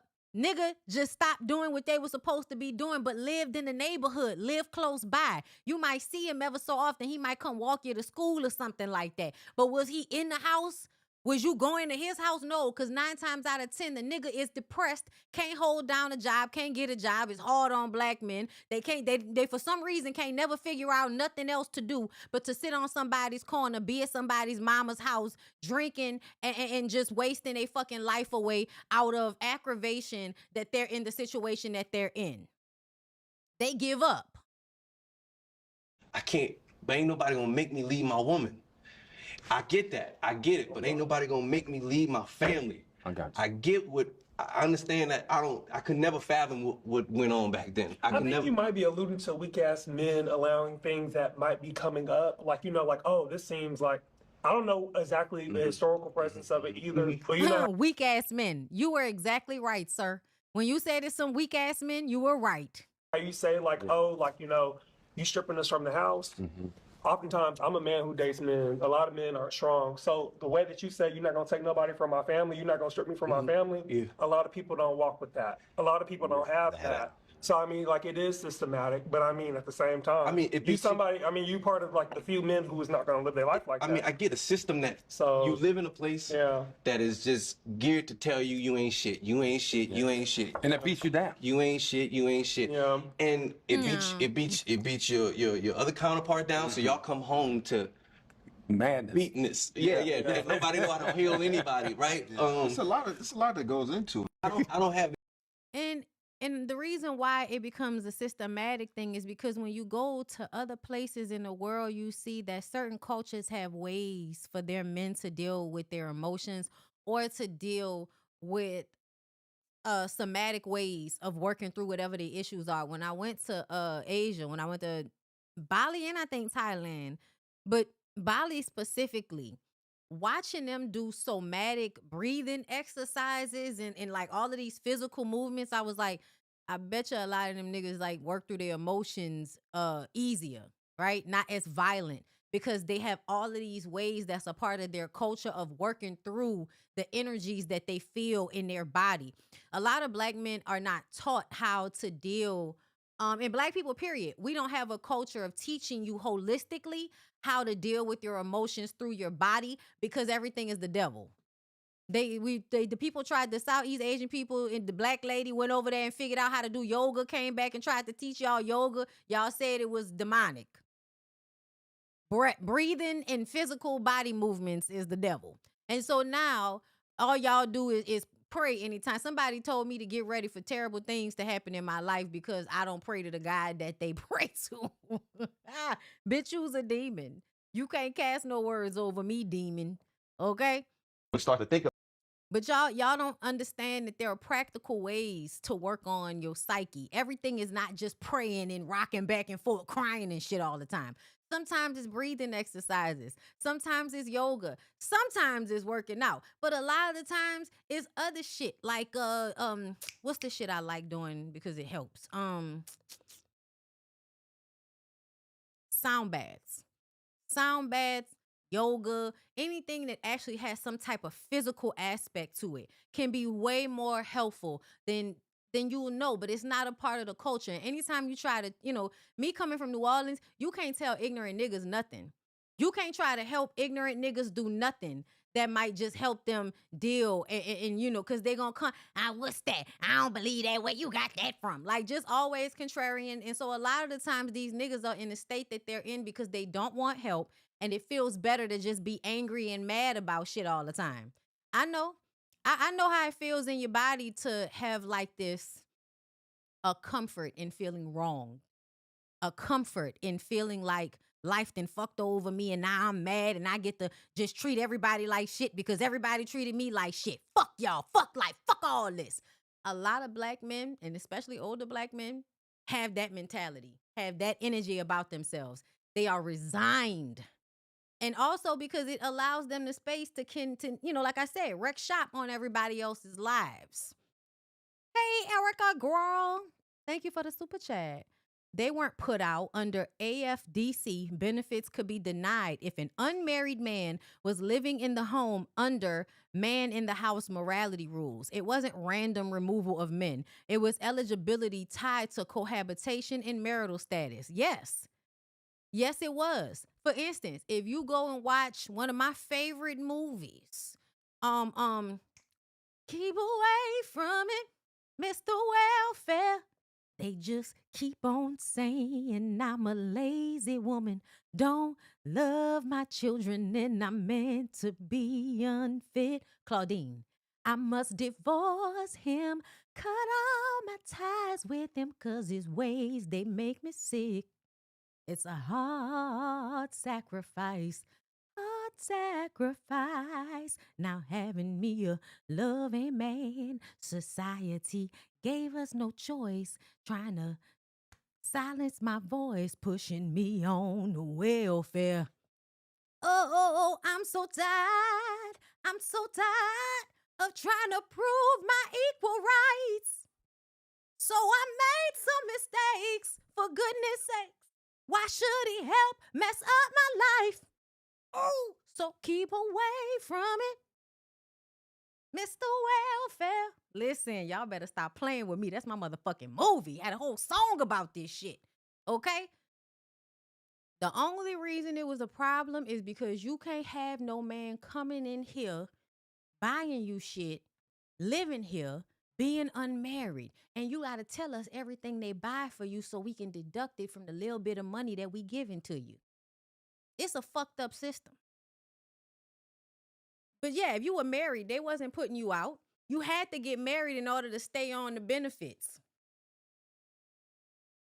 They're going to take you on and take you off and put me on. Like, y'all sorry, y'all keep thinking about the movie. James Earl Jones ain't shit. James Earl Jones wasn't shit in that movie, and James Earl Jones ain't shit in real life. Let's play this Conscious Leak clip. About how we only think about women when it's tethered to a man. Like, hey, respect her, bro. That's so-and-so little sister. Hey, respect her, bro. That's so-and-so. So it's really thinking about how us as men, in terms of accountability, we really don't even have a good transition from objectification to fatherhood because you've been a fucker for 20 years. And now you don't want to be a fucker no more. Now you want to be a father. Because we don't have that accountability to think about the like how we are taught to objectify women. And I know in our conversations it'd be like, hey, you can get respect from the homies based off how you get down on a bitch. Yes. Yeah. To be real. You can get capital, popularity, preference based off of how you're able to dominate and objectify other women. Yep. So then when I come into the conversation and I want to talk about progression of women, we start to have different, I'm going to say pathology, different ways that stigma taps into it. And I think one of those is us being very critical about how we relate to women that's not related to us. Like, how do you respect women that's not your sister, that's not your mom? Seeing with this administration, but also from a generational standpoint. For sure. I don't have the historical information, man. That's why I'm a listener, man. I'm a great listener. Hold up. Somebody said Jesus said there will be no more sacrifices when you choose our Father God, child, and he lied. I'm sorry. They sacrificing motherfuckers every day, B. Women get sacrificed every day, B. The kids get sacrificed every day, B. You sacrifice your life for these people's businesses because that's the only way you're going to be able to live and take care of yourself is if you're willing to sacrifice 5 days out the fucking week of your damn life for most of your life so that they can be millionaires. Listen. Oh, Lord. All I know is they call me a man hater. And I said, guess what? I don't give a fuck. You right. You right. I can't stand most of you niggas. I don't know why I'm supposed to like you. I don't know why you think I'm supposed to like all of y'all niggas as a whole. Y'all don't like all of y'all niggas as a whole. What you talking about? I don't know a man that like every nigga he come into contact with. Y'all don't even like each other, and y'all want us to like y'all as a whole. Y'all don't like y'all as a whole. I think we Fuck out of here. I might like y'all individually, but in groups, I might come around somebody that's cool individually, but don't have other dick in a room for you to have to prove something to. Oh my God. Here we go with this. Walking on eggshells around all you puss-ass, overly emotional ass niggas. From Atlanta, being from the streets, I spent 2 years of my life locked up fighting 2 life sentences. It took a woman to show me love to say, this ain't how you do this. And my first mindset, being from the street, bitch, who are you talking to? That's what I was thinking. But I had to understand there's 2 parts to that. You either want to be a better person or you can accept what you think is right. And so once she's educated me on certain things, said, no, baby, we don't do it like this. You need to go to therapy.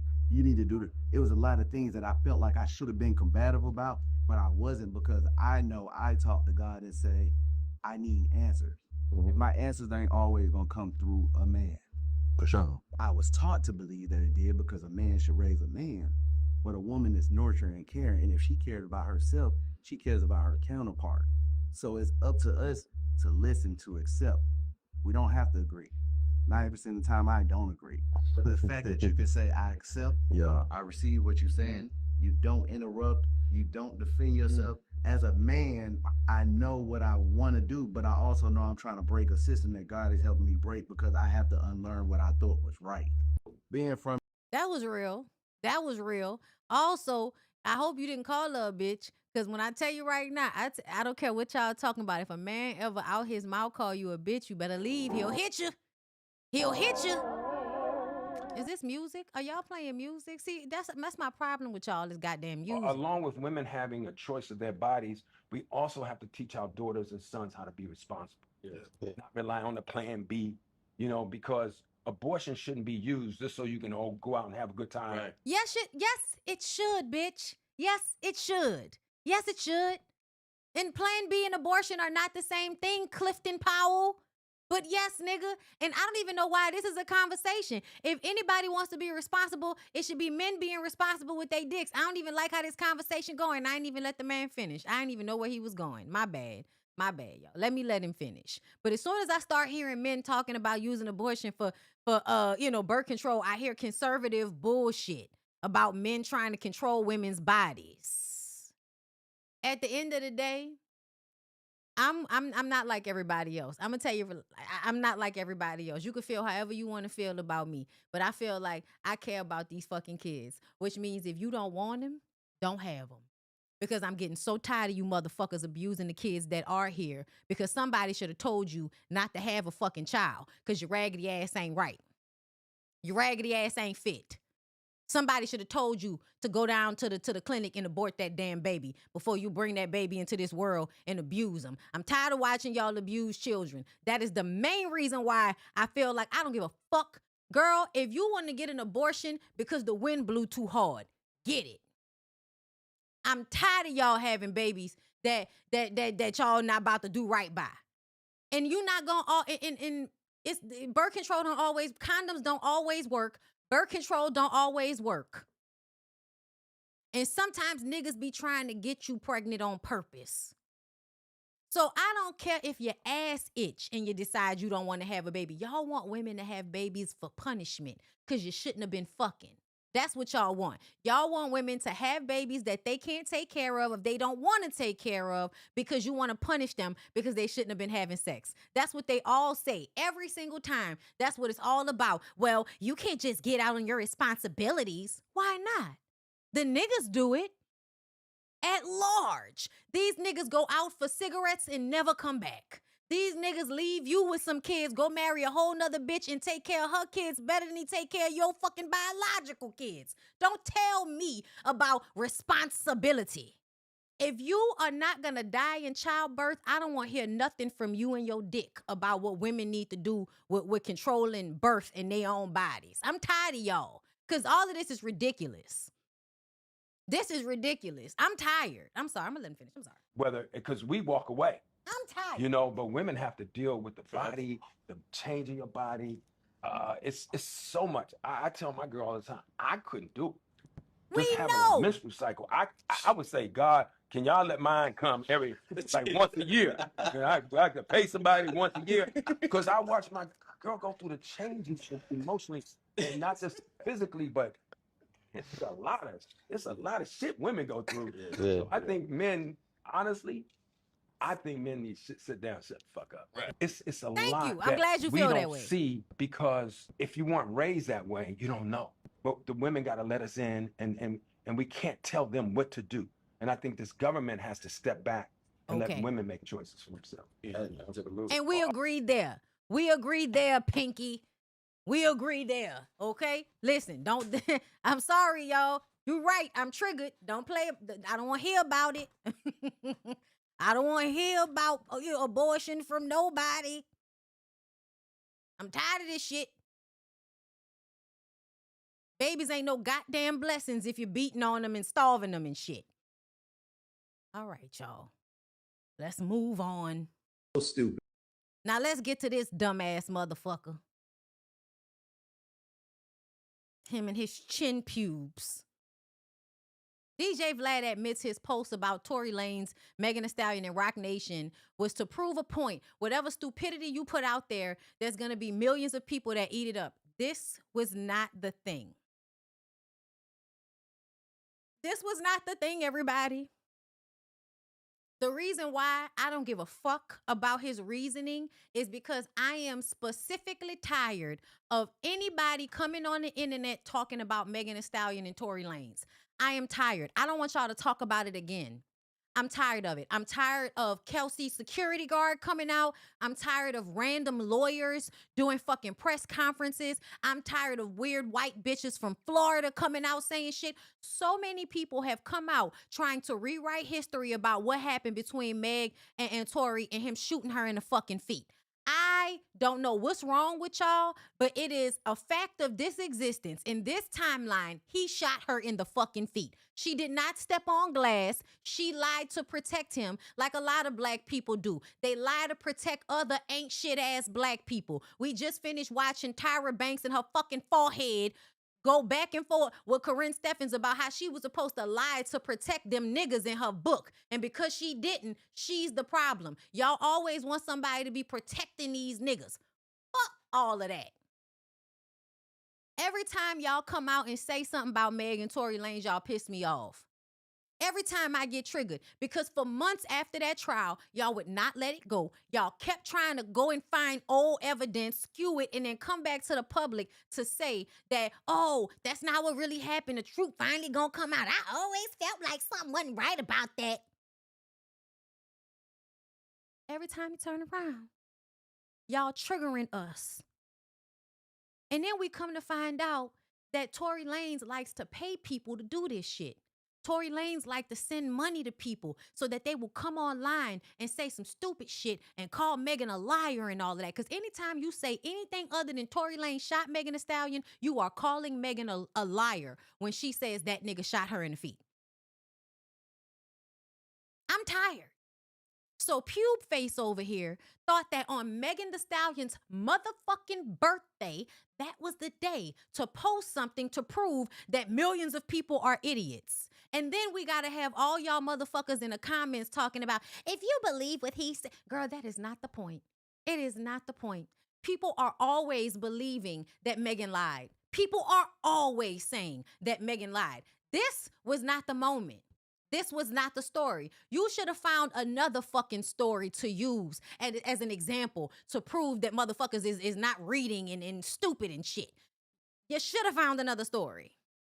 Because to me, Tory Lanez paid you to do this so that you could stress her out on the internet on her birthday. To me, that's what this was. I don't give a fuck what he talking about. I think that either Tory Lanez paid you or you just wanted to start some bullshit. Either way, Vlad, please go sit the fuck down somewhere. Please. At this point, that I'm going to just do a tweet where I'm going to take every conspiracy theory around this and just list it one after the other. I got paid by Rock Nation. Jay-Z paid off the jury, and he paid off the judge and did a verse for the judge's grandson. Right? Oh, God. And he paid the Mexican dude to stab. This is stupid because we are in a time where most people's conspiracy theories have shown to be somewhat true.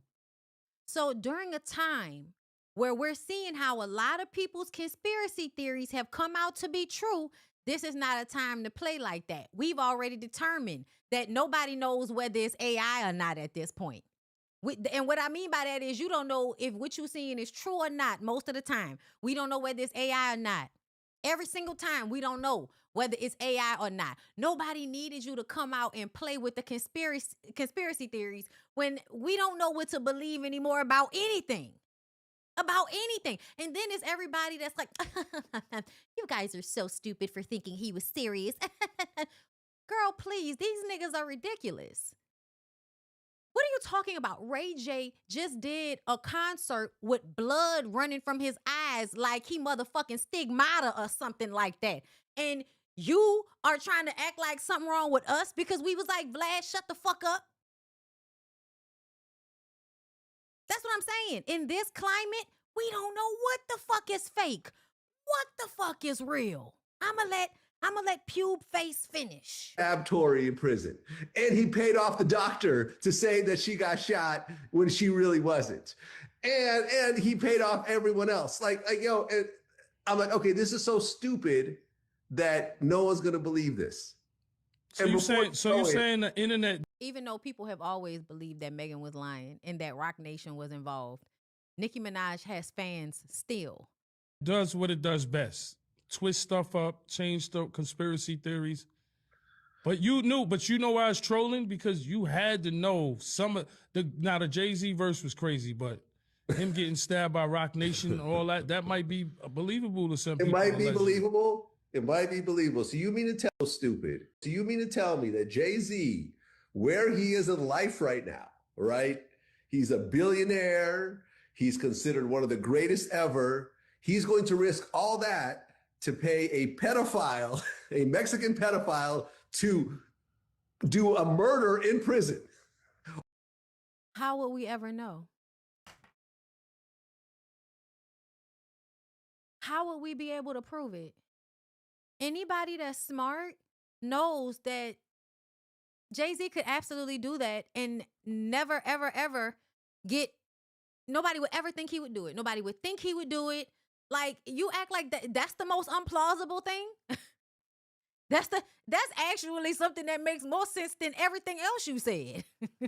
Like, you want me to believe that it's impossible. Like, Jay-Z would never. Girl, Jay-Z called Eve the day before her album came out to make sure she knew that her album wouldn't go #1. And it went #1. I put nothing past Hova.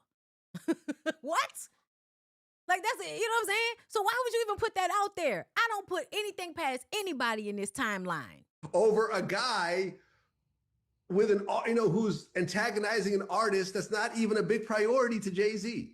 But Vlad, you're a credible. Listen, you're a credible source to the culture. Yes. So yes. Why would a white man be a credible? Why would a white man be a credible source to the culture? You've lost the plot, niggas. You've lost the plot. People are like, a lot of people are like confused from what I'm hearing. Yeah, you know what I'm saying? It's a lot of, it's just coming from you. So people don't know if you. The way Vlad acted during the Diddy trial, like, I've been stopped fucking with Vlad years ago. But the way he acted during the Diddy trial, I remember watching the interview or something that he was doing, and he was going back and forth with somebody. I can't remember who it was, but he was so mad and so agitated. And I was like, oh yeah, you've done some shit to some women, haven't you? Like, why are you so upset? Why are you so upset, Vlad? It's almost as if you feel like somebody's accusing you of something. Why are you so mad? You were hacked, or you was trolling, or I was not hacked, man. I was trying to prove a point, and I proved it. That no matter was trying to prove whatever stupidity you put out there, there's people are stupid. You didn't prove anything. We already know people are stupid. What are you talking about? Going to be millions of people that eat it up, and I was right. No matter how stupid it is, he's full of shit. No matter how totally unbelievable it is, he's full of shit, y'all. Do you mean to tell me? He's completely full of shit. I don't care what nobody's talking about. I almost feel like I can tell that him saying that, oh, I was just trying to prove, that feels like a lie. And that feels like a lie that he came up with after all of this came out. Let me see. Okay. He said, I have a confession. Let me read it for y'all. Why they got him there? What it look like? Are those braids? Oh my God. Rock Nation has been paying me to support Megan. They also paid off all the jury members to convict Tory. So this was the first one, because there was so many people that were like, did you read all of them? He was obviously being sarcastic. When you're me and you're always seeing somebody lying about what happened with Megan Thee Stallion, you already don't like chin pubes over here. You know he probably hates women. So you read the first 3 lines and then you stop reading because you know whatever it is, it's bullshit. People then proceed, because I ignored it when I first saw it. The next day I come online, people are reposting it as if it's true. I say, this some bullshit. I automatically think you're doing this because it's Tory Lanez probably paying you to do this on Megan's birthday or some bullshit like that. And then you come out right after that and start talking about how you were just being sarcastic, trying to prove that everybody was dumb. Thank you for proving that the sky is up and the ground is below. Thank you. What else did he say? And they bribed the judge too. Jay-Z did a verse for his grandson's new album. They paid off Megan's doctor to lie about the bullet fragments. She was never shot. The LA police, and see, that's another thing. This, like, none of this is reading like he's being sarcastic.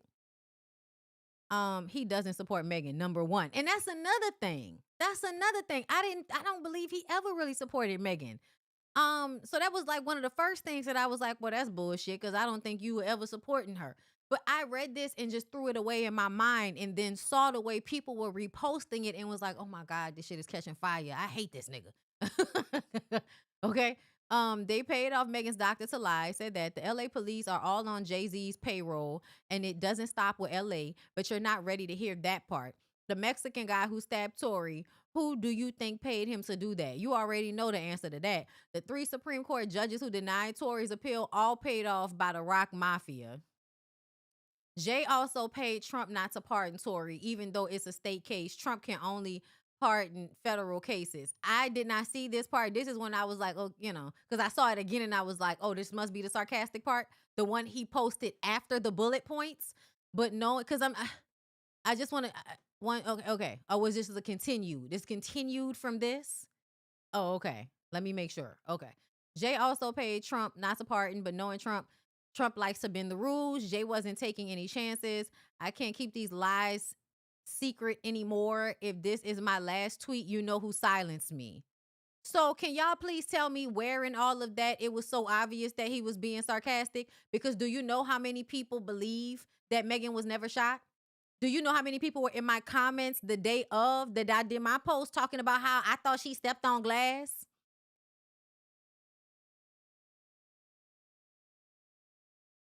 No, for real. Most of this shit sounded plausible. It wasn't until this slide that shit started to sound like, okay, he must have just been being sarcastic in this moment, right?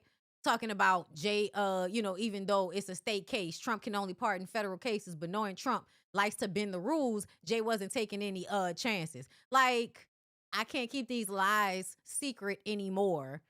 I guess, because I guess they're lies, but you could have meant that you were telling lies before and now you're telling the truth. I could, you know what I mean? Whatever. If this is my last tweet, you know who silenced me. Yeah, that gives so much sarcasm.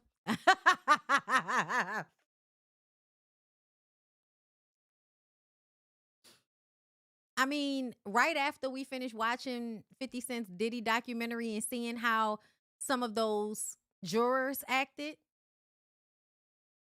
didn't we all come to the conclusions that we felt like somebody was paid off for Diddy getting off the way he did? Didn't a lot of us kind of feel like that after we saw what happens with them jurors and all of that? And then you saw that concerted effort outside of the courthouse to like bully the media and all of that.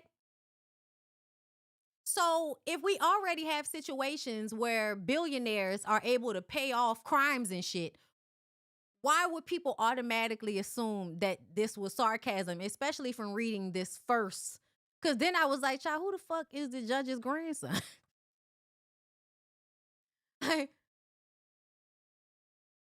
Like, what are you talking about? It did feel like a distraction of some sort, but it did not feel like, oh, you were automatically just trying to prove that everybody's dumb.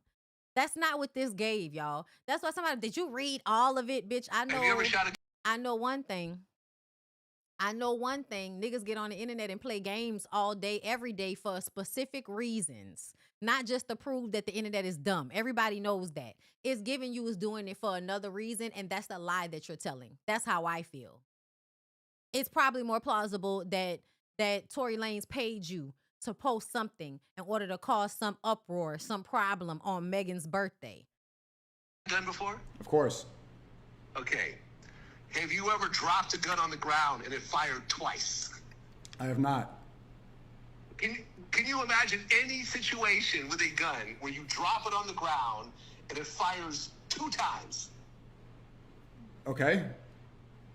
I'm asking you, as someone who shoots guns, can you imagine that situation happen under any sort of physical condition? His lawyers actually said this in a press conference. Okay, I mean, she lied on Megan Thee Stallion. She lied on That's how she got shot. on Gayle King. She said that she never had a relationship with him that was sexual, And so now you're on the internet arguing with, yes, a stupid person about the facts of this case yet again, which should be considered fucking harassment towards Megan at this point. This is the first person that he hopped online with after everybody was like, what the fuck is this? Vlad must have got hacked or some shit. Later she did. Absolutely, she lied about that. But she was not taking a stand. You know, at the end of the day, you could lie in interviews, but when you take the stand, it's a very different story. Have you ever shot a gun before? He was in jail. I did. His security just went public and said the opposite of what the mainstream narrative not is. his security, Kelsey's security, who was not her security the night of the actual incident. Yeah, I don't even know who this weird ass white boy is, but I can tell he's a dummy. And so that's why I'm saying, why are you trying to act as if, you know, because now you're sitting up here arguing with this dumbass about something that we all know they want to believe. This has been going on with this trial the entire time. It's people lying, spreading misinformation. That's why Milagro Graham's ass is down to the courthouse every other week and can't pay for the shit, thanks to her brother, Tory Lanez. Because he likes to pay people to spread misinformation so that he can harass that girl. And it's been happening. That was her security. DJ Academics was another person who was doing putting out misinformation during the trial. They were all doing this, but Tory had specific like interactions with Milagro, with Academics. So it's not far-fetched that he could have done the same thing with this weird ass pew face nigga. During the trial, and he said that he overheard her saying that.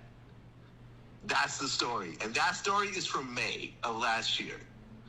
And that appeal that they try to file was denied. What about the forensic evidence where it said that she stepped on glass? That's what the original doctor's report was, correct? She said that she stepped on glass originally because she said that she didn't want to see everyone arrested. But then when she went to the hospital, to the doctor, the actual doctor took the stand and said there was bullet fragments. And he pulled those out. And then at first he said she wasn't shot. But then when they filed the appeal, he said that Kelsey was a shooter and he hit her arm and the gun fell to the ground and fired 2 more times. Vlad, if Rock Nation just pressed you, you could say that too. If you got the call from Rock Nation, be honest. And he was in jail. I did his security. And this is what I'm saying. You think, I don't want to talk to these pimps getting guys to jerk off. Stay on that side. Vlad's calling me. This is what I'm saying. Now Vlad is doing a fucking interview, having to correct what he put out. Y'all. Yeah, he wasn't just trying to prove that everybody was stupid. Like, he wasn't. I don't believe that for a second. The nigga's a weirdo.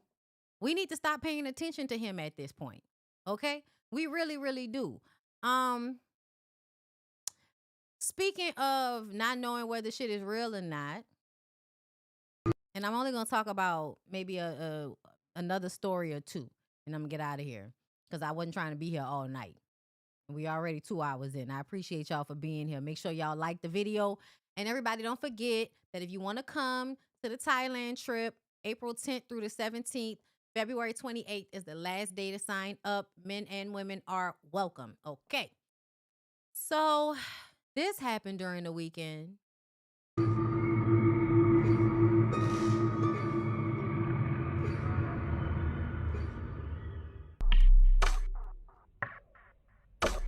I don't know why they got to play all this music.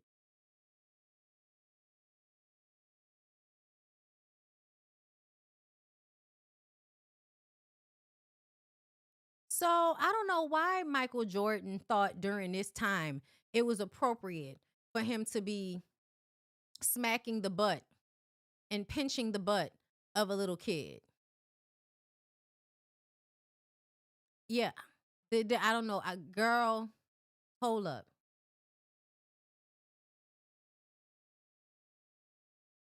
There was another one somewhere.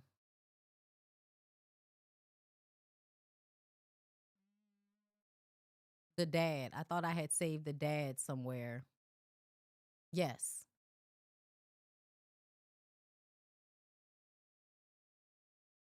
It looked real to me. It looked real to me. Celebrating with your family. Yeah, I mean, from my perspective, I've gotten to know Michael and his family very well over the years I've been here with 2311, and you know, I don't see what other people see when it comes to this. You know, for me, it's a huge moment. You know, this is the biggest moment of my career. It's a huge moment for. So because it's a huge moment for your career, you don't see that a grown drunk ass man was pinching your son on the ass over and over and over and over again. And you think there's nothing wrong with that. Okay. I feel like there are other places to touch kids when you're trying to, like, you know, get their attention, like sticking a finger in their ear or, kind of tickling, like, here, like that type of stuff. But I also feel like it's weird for y'all to be touching kids without their consent at this point. Like, I get it, when you're actually family with a kid and y'all play, that's fine. But and I only say family because there is a level of like comfortability that happens. And if a kid is comfortable with you tickling them or playing with them, then I feel like it's fine. But if a kid is not okay with you touching them, or if a kid is just standing there and you're just like pinching their ass, I'm feeling like something's wrong. Let's not forget, Michael Jordan is an alcoholic, and I don't trust alcoholic men as far as I can throw them, and I can't throw his big ass very far. They were saying there was some ice, but is that what that looks like to you? Family and for his family, and I just, I put that off to the side and just think about how think about the look on Yvette's face, and the whole family and his whole group when they got to Victory Lane too, and just how happy and everybody was celebrating together. So Michael Jordan celebrating with your family. Into your homes each year. Our thanks to Chuck McDonald, Darren Foster, and entire production team, and all of our commentary team. We'll see you from Atlanta next week. The NASCAR race day next Sunday, 2 p.m. Eastern Time, and the Cup race in Atlanta, 3 p.m. Eastern Time. Race into your homes.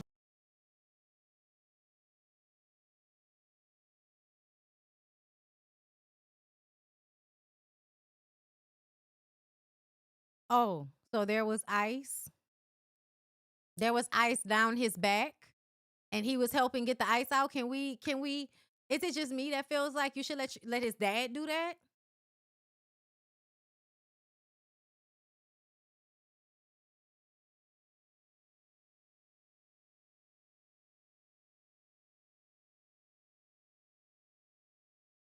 There might have he put ice in his shirt. Okay. I couldn't tell because the little boy don't look like he's responding at all. And then you're just grabbing his ass.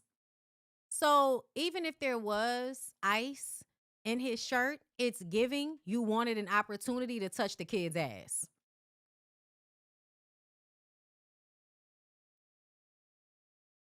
Cause his shirt is all up here.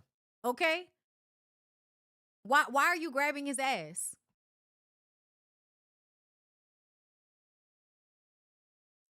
Even if there was ice there, it was an opportunity for you to touch that kid's ass.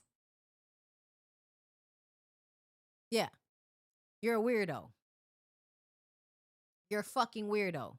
Let's go back to the dad. yeah, I mean, from my perspective, I've gotten to know Michael and his family very well over the years I've been here with 2311, and I don't see what other people see when it comes to this. For me, it's a huge moment. This is the biggest moment of my career. It's a huge moment for my family and for his family, and I just, I put that off to the side and just think about how think about the look on Yvette's face, and the whole family and his whole group when they got to Victory Lane too. And just how happy and everybody was celebrating together. So Michael Jordan celebrating with your family. That's what I was thinking. His shirt is not tucked. The ice would have just went right down his back and fell to the floor. So I don't know why you would be pinching that little boy's ass. That is weird. Somebody said Michael Jordan is old. He's not that old. He won the NASCAR event. He won the event as well. So he not that fucking old because he's still, dominating in sports. And now he's grabbing little kids on the ass. Let's not forget, all of Michael, seemingly, I don't know all, but the 1-2 sons of Michael Jordans I've seen, you did something. One of them is a cokehead. You did something wrong. And I don't mean a cokehead like we just having a good time. I mean a cokehead like, my God, nigga, what is this, a life decision?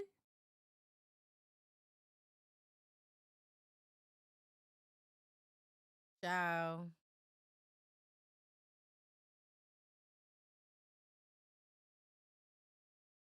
That it was a big moment for me, so I don't care about my son's safety. Yeah, basically. That's some creep ass shit. Let me read y'all comments. Oh, thank you, Diva. Thank you. Girl, I didn't even realize it was $50. Girl, thank you. My blind ass. Thank you. I didn't even realize that. Thank you, girl. Okay, now I want to shake tits or something. Okay. Bree, thank you for the super chat. This was orchestrated because Tori is always starting something whenever Meg has something going on. I think Tori is being supported by a higher up. Will one of these witches light a candle and sit this man down somewhere already? Listen, I agree. I agree. But yeah, y'all. His sponsors are on show. Alcohol lowers the inhibition, which is why pedos tend to also be heavy drinkers. They get liquid courage to do shit in public. I agree. That's why I said, about the alcoholism. That I know that he's an alcoholic and I don't trust alcoholics because alcoholics do shit. And their way of getting away with it is by saying I was drunk. I was drunk. It's not my fault. All right. So let's get to, I feel like the last thing I want to talk about is Fantasia Daddy. Did y'all see what happened with Fantasia Daddy? Girl, Fantasia Daddy was down to the internet going in on her man. Is she married to that man yet, y'all? I think he proposed to her. He proposed to me. He proposed to me. Let me see. Oh, I'm not gonna lie, y'all. I'm mad Cardi B brought out Blueface on her tour. Like, girl, if you don't get that raggedy ass gut having nigga out my face. Out of my face. Out of my face. All right, so girl, look. Fantasia's dad calls out her husband, Kendall Taylor, following his proposal, seemingly accuses him of pinning missing money on Tasia's financial advisor, then getting them fired. Fake cry bull crap. Y'all pray for Fantasia. You love God, but you put a man before him. Oh, Lord. And listen, I don't know this daddy. This daddy probably ain't shit. But I also want to say that I don't trust none of the men's that get with the R&B girls. After Mary J. Blige, bitch, I don't trust not a nigga that get involved with these women, especially when you say that he fucked with the church's money and he pinned it on the financial advisor and now he re-proposing. Yeah. Let's hear what the man got to say because a dead clock is right twice a day. Those that are Fantasia fans and, because I want y'all to know one thing. I love my daughter.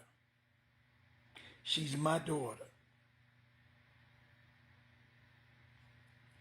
And I want all her fans to keep her in prayer. The work that I put in with my kids at a young age, I dare not let somebody that I know manipulate. Now, she's had a lot of them to do it in the past. But this one here, I got proof. Those that are Fantasia, you can't come on stage and put together a cry and this, that, and the other. When I was just told a week or so ago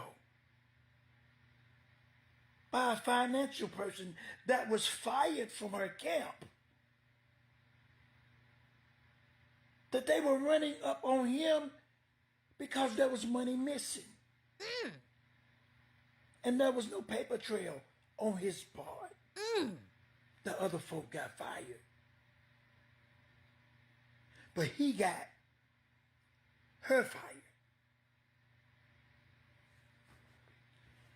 How a concerned parent like yourself, whoever's got a family, whoever's got a daughter or a son, you sit back, that would be less a man of me. You can't not to shout it out. I called out the man. And sometimes you don't get it until it's too late. Sometimes you don't get it until it's too late. Now, if my daughter don't talk to me because I'm trying to help her, if she don't talk to me because I'm trying to help her, that's God. You got to deal with God for that. You say you love God, but you put a man before him. Well, you know, that's what the God is telling you to do, girl. The God is teaching you to put a man above yourself. And when you put a man, you know, when you, girl, it's a connection, all right?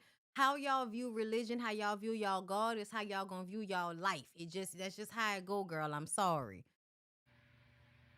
How can a man come out of prison and then listen to the video? Now, what the man said, go back, listen to the video. The man said, she chose me.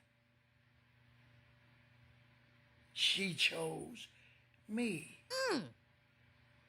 Bible readers, is that what the words say? He supposed to chose her.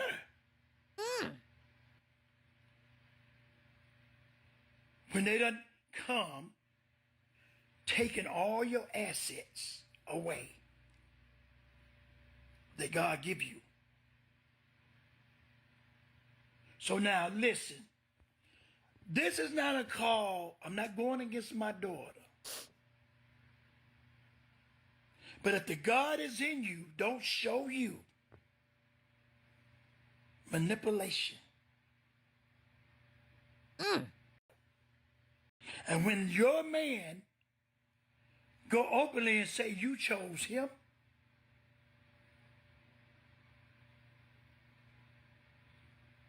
there's something wrong with that picture. Pray for Fantasia. Fantasia fans, I love Fantasia just like you do. But you don't want to see nothing happen to Fantasia. You don't want to see her be taken over, taken advantage of. You don't want to do that. You don't want to do that. If y'all think I'm wrong, just call me a crying father. He cried to her, but I'm a crying father. Okay, somebody said, oh, you just mad because she don't deal with it? No, baby. I do me. I take care of me. Okay. I take care of me. Got a good job. God got me real good. And a woman with a job. And when you're concerned, I want my baby to come out on top.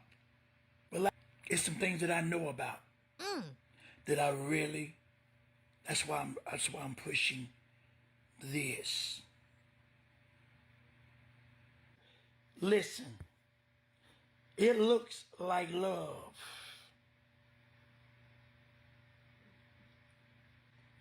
But y'all know how the game is. Y'all, you know how the game plays. Stupid people out here. We know what's happening. They don't love out that here. Walking out on, that's a publicity stunt to make it look like that's a publicity. It's a publicity. Okay, here we go. We got to it. Goddamn.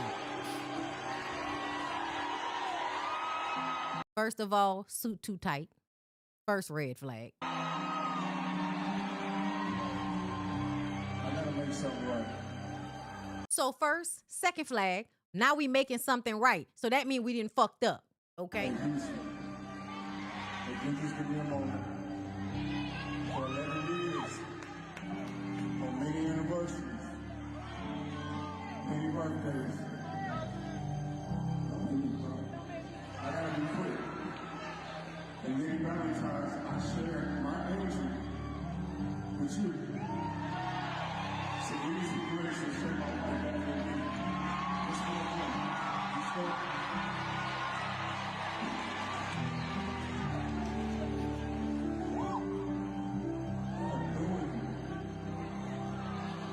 God has been so good in our lives.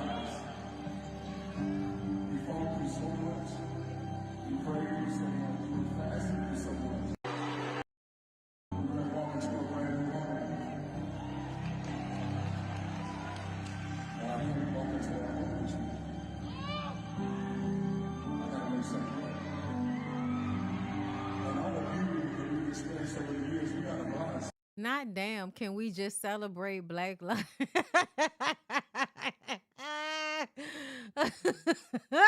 Can we just ignore all of that?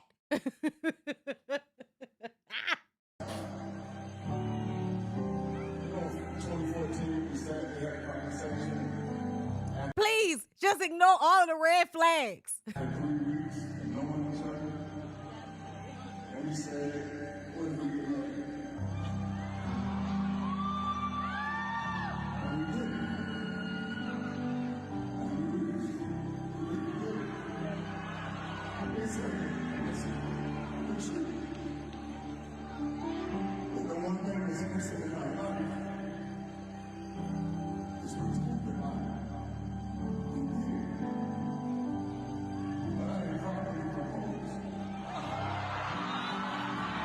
What did he just say?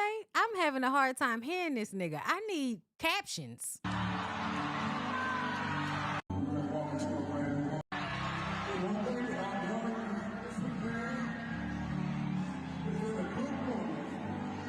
Yes, thank you, Jesus. Yes.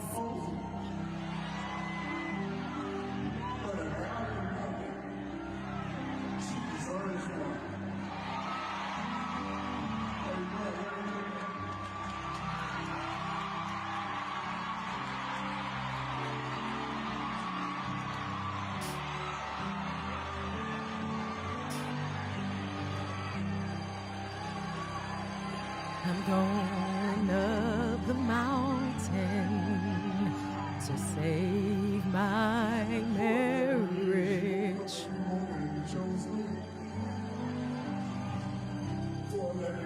I'm going up the mountain to save my marriage. I'm going up the mountain. I'ma save my marriage.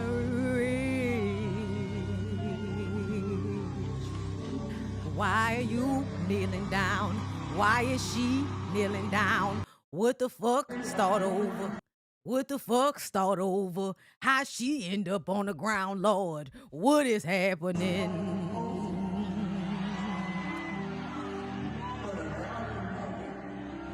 He couldn't bend down. The suit might have ripped. The suit might have ripped.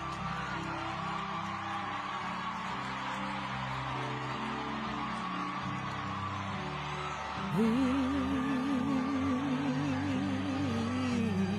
must have a ding-a-ling-go.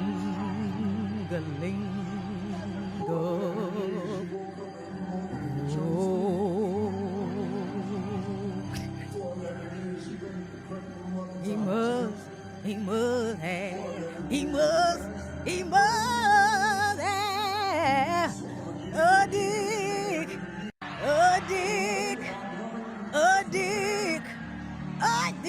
of gold, yeah, Lord, a ding-a-ling, a ding-a-ling, a ding-a-ling of gold.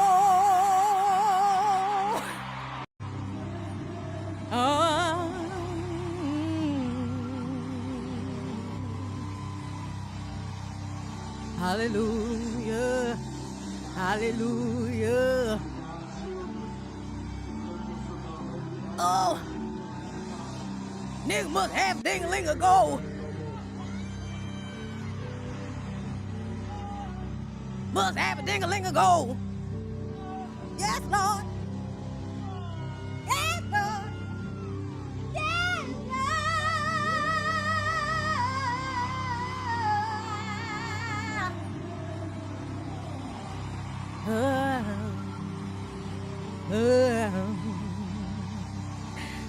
Yes,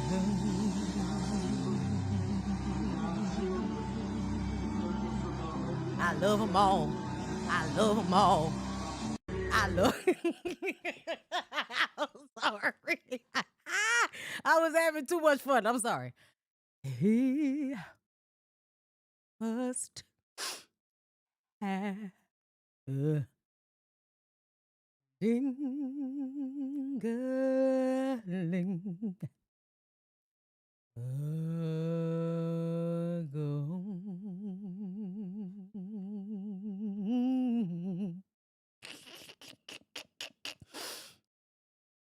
Hold up, I'm about to find. I feel like going on. My angel. Okay, we can with hear you. it. So give me some grace and share my wife back with me just for a moment. Respect. Hold up. Somebody said it in the comments that there was somebody else that spoke on Fantasia's husband. Can you comment again and tell me who it was that spoke on Fantasia's husband and talked about his record so I could find it?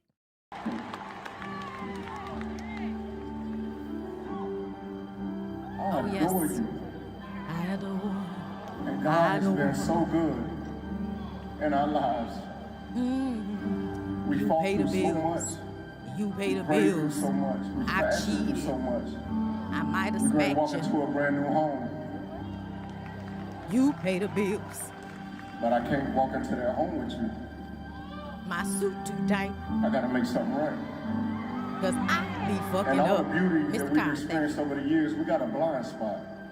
You know, 2014, we sat and we had a conversation after 3 weeks of knowing each other. when I was cheating on my wife. Said, what if we get married? Life, first one. Sweat, Lord. Let me get that. You were Oh, the pants was about to split, Lord. The pants. Oh my God. Y'all gonna stop falling on the fucking ground for little rocks and shit. Cause all y'all Fantasia come from them church hoes that can't stand crystals and shit. But a nigga pull out a little clear crystal diamond and now your hoes is falling on the fucking ground and shit. I'ma go to Dr. Khan, I got you. Mr. Khan, I got you. Why her hair did that, y'all? Why y'all gotta be so thirsty? Why y'all gotta be so thirsty? Why you gotta fall on the ground? Oh, thank you, husband.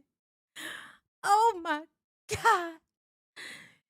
You bought me another ring. Oh. Like, bitch, if you don't get your crazy Carly Red looking ass up off that motherfucking ground, bitch, where's your dignity? Where's your dignity? Gyrating on this land. Shout out to Cool Ash. So, Mrs. Taylor,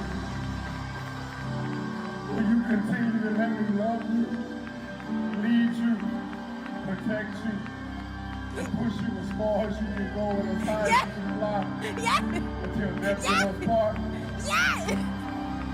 Ding-a-ling, go! Yeah, you don't need that little thing no more.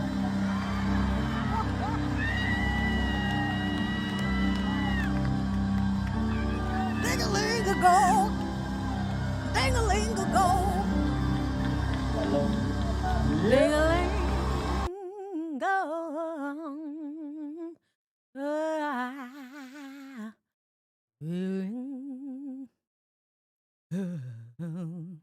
Mr. Khan. And then I'm gonna get off of here. I don't care what Lyric said. He making me some tacos when he get home. We gonna fight. Okay, Mr. Khan, Fantasia husband. Uh-huh.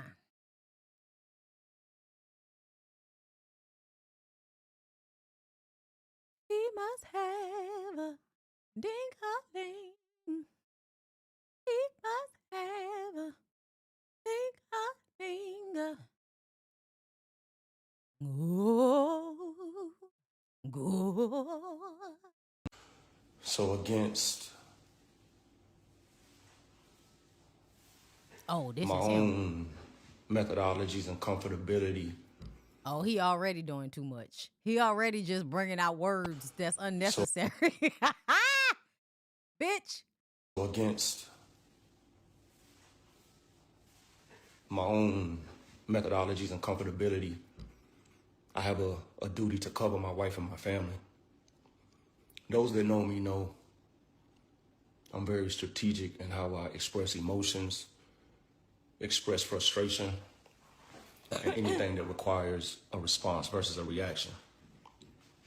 What I'm not going to do is allow my wife, my queen, to be in an uproar and do something that causes her to step off her throne of class and sophistication and virtue that I adore about her. So here we are. Be clear, I'm in the manhood business. I deal with men. And as a man, if I have an art with you, if I have a problem with you, I reach out to you direct and we can science that out. And so since a man chose to take shots at me regarding my manhood, let's cook. I've been married to my beautiful bride for 11 going on 12 years. Y'all want to know who I am and what I do? Pause. There's a difference, in my opinion, there's a difference between journalism and blogs. When it comes to journalism, there's a certain level of due diligence that has to be exercised before you put information and content out there to people who trust that information. When it comes to blogs, things get dropped and shared immediately without any due diligence. When I met my wife, I was running my own multi-million-dollar company, period. That means her success, her career didn't build me, didn't shape me. That's because I went to Sunoco Leadership Academy, BMW Black Belt Training, Tuck School of Business, Small Business Accelerator, CMEDI Business Initiative, and had a lot of success and a lot of recognition. I'm grateful for those things because I am a justice-impacted individual and I had to overcome tremendous adversity and circumstances in order to break a lot of criminogenic mindsets and trauma and behavior that was keeping me living at a lower level than what I was capable of. And I experienced incredible success. However, I wasn't satisfied with that success. And I started going into the prisons and sharing that gift of game and being transparent and vulnerable, helping brothers that are forgotten, giving them breadcrumbs so that they can navigate, okay? Yeah, you feel like a scammer. I'm going to let you finish. Then I met my wife. I hope she don't get upset with this, but I'm going to speak the truth. I asked for the prenup. A prenup wasn't put on me. I asked for it because I had business partners that I needed to protect, and I needed to make sure her family knew that I had no intentions on coming after anything that she had established before she met me. I wanted to create a... To that prenup situation, do you know what I'm going to say? Do you know what I'm going to say? Ty Tucker. That's what I'm going to say today. Because you will sign a piece of paper, and the nigga will still go back down to the courthouse trying to refute it. Runway where we could just experience love with each other and figure out what this natural feeling was that we were exploring that was just exploding in both of us. That unnatural. What the fuck is an natural feeling? Hoped us to get married after 3 weeks. You did. After that time, chaos broke out. The gentleman who was taking the initiative to use her and my platform, because he does not have one, to demonstrate things that are beyond false and fictitious. It's beyond that. Didn't show up to the wedding. Didn't want to speak with me. Get to know me. And now that I have 2 daughters and a niece, I would never leave them uncovered in that regard. I even have a young man who has a desire to marry my daughter. And I'm going to make it very clear to him that you want to date the things that you like about her, but you're going to be married to the things that you don't. And making that clear, right? I didn't have that type of conversation. As a matter of fact, there were certain people who didn't show up to the wedding because they were not given permission to perform.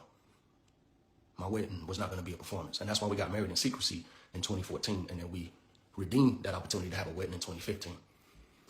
I can literally count on my hands the number of times that I have met Joseph and spoken with Joseph, who used to call me young guy and OG, even though we had no real relationship. This could have been handled with a phone call, but you chose to take another route. Let's get down to it. It became very clear to me when my wife came to me crying in 2015 that she couldn't buy a pocketbook, that something was going on. So I went through the books and I saw very clear that there was a lot of brown bagging and stealing going on, even though I had no knowledge or education in the music industry. I was lost. I was way outside my comfort zone.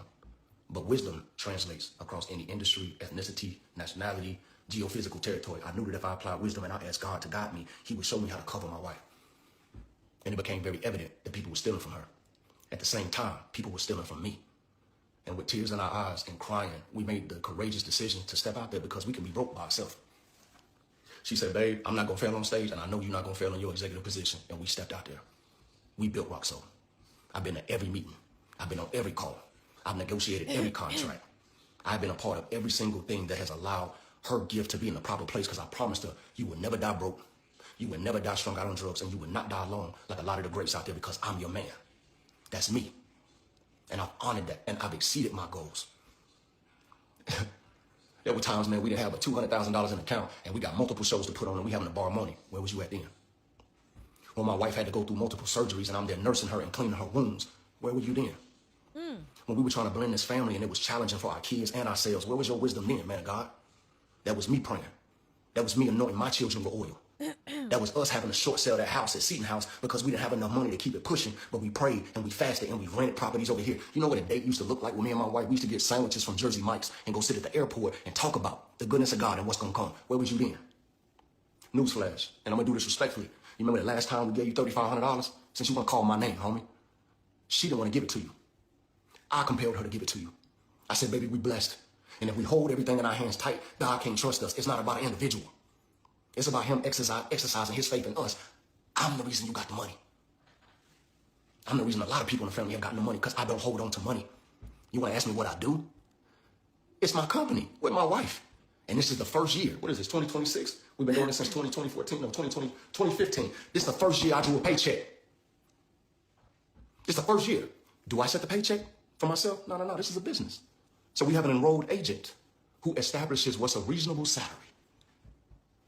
So if I take, man, anyway, moving forward.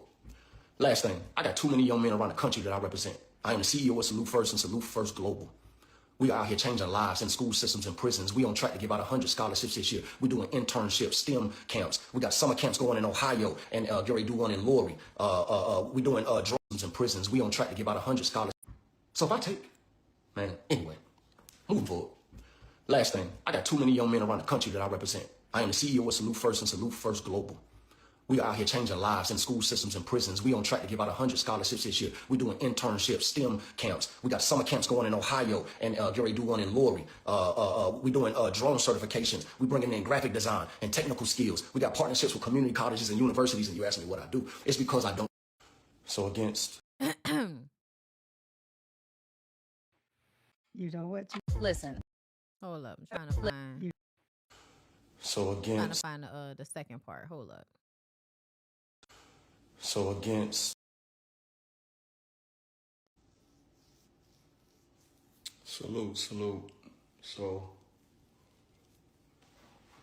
means, yeah. When my wife had to go through multiple surgeries and I'm there nursing her and cleaning. Man, anyway, moving forward. Last thing, I post some things from time to time, but my reward, my likes and my follows come in the lives of those that we impacted. We got programs on over 1 million tablets around the prison system around the country. I am part of the governor's executive team. That's all I'm going to share about that, but I'm part of the governor's executive team. What do? I make impact. I stay humble. I continue to trust God, because sometimes I find myself outside of my comfort zone and outside of my realm of understanding, but I know I can do all things through Christ. So I'm not going to continue to let you go out there and talk about I stole some money when I got rid of the people who stole. And let me bow out like this, man. This done went on too long. This ain't even me, and I'm going to have some people upset with me, but that's okay. One thing I make sure of is that when we build something, that beautiful lady I call my wife, she's got the keys. I make sure that when we build something, she's got the keys. Because if something ever happens to me. Okay. I don't see the Mr. Khan dude talking about it nowhere. At least on here. But I will say this. I don't know this man, Savannah. Oop, Fantasia is shaking because I don't know this man, Savannah. So I don't know, right? But in general, I don't trust these niggas, especially when they get with y'all R&B stars. Because, you know, just something weird always be going on. Hold up. Also, not Fantasia. I gotta go to Fantasia. But if I get more information, we'll come back to this. But I'll tell you, I don't feel comfortable.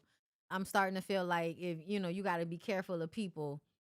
Farrakhan. Why do y'all? Is it Khan or Farrakhan? So Louis Farrakhan talked about this nigga. Is that what y'all are saying?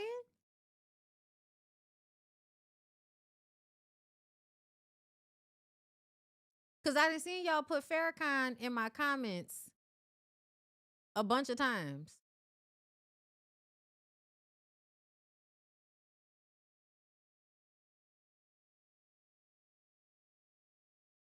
What's that nigga name?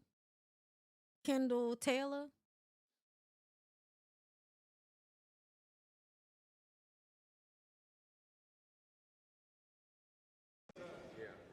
Ain't no way in heaven or hell a man could have a woman with that kind of spirit and that kind of soul and not try to be an angel.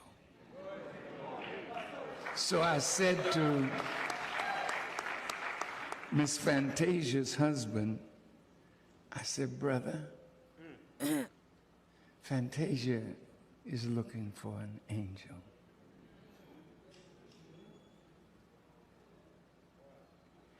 He said, well, she's been an angel to me. I said, I know.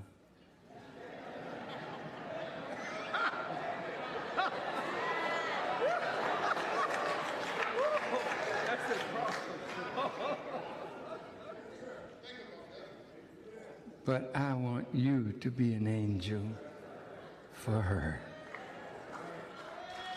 We take advantage of our women.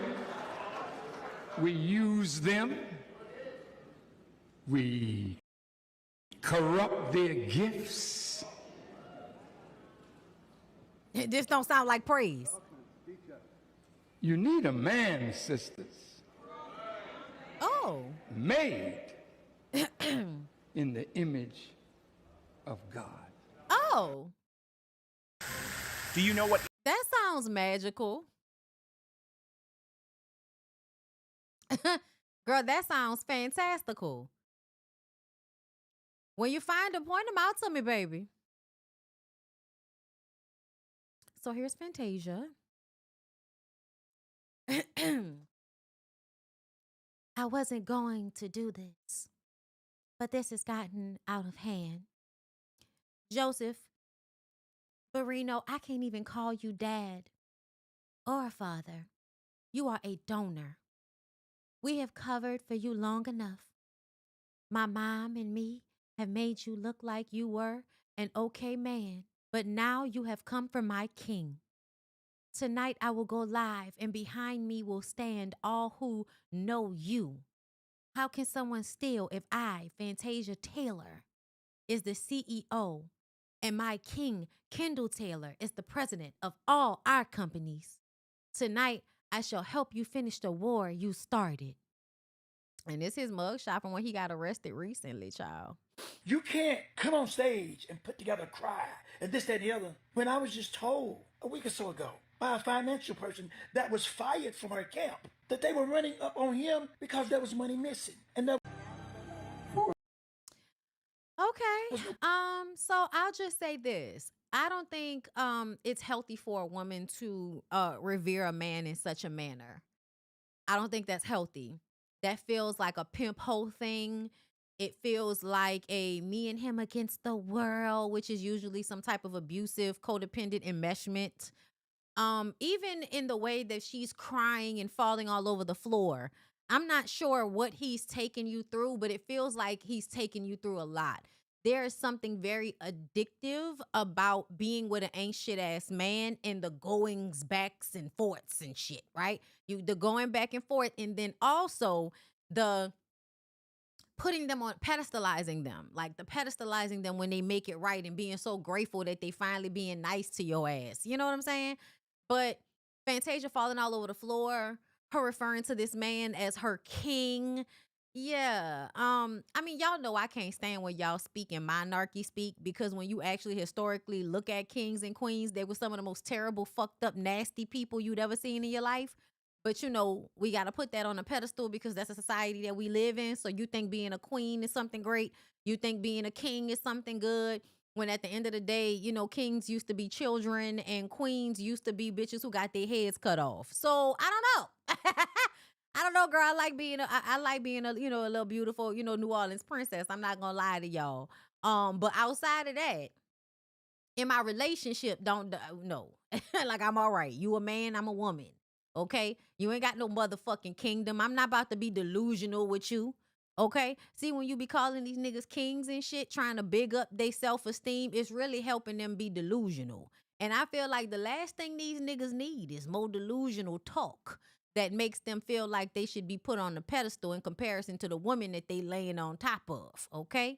Now, that's all I'm gonna do tonight. Okay, that's enough. We've had enough. But all of that praising she was just doing, that's some weird shit.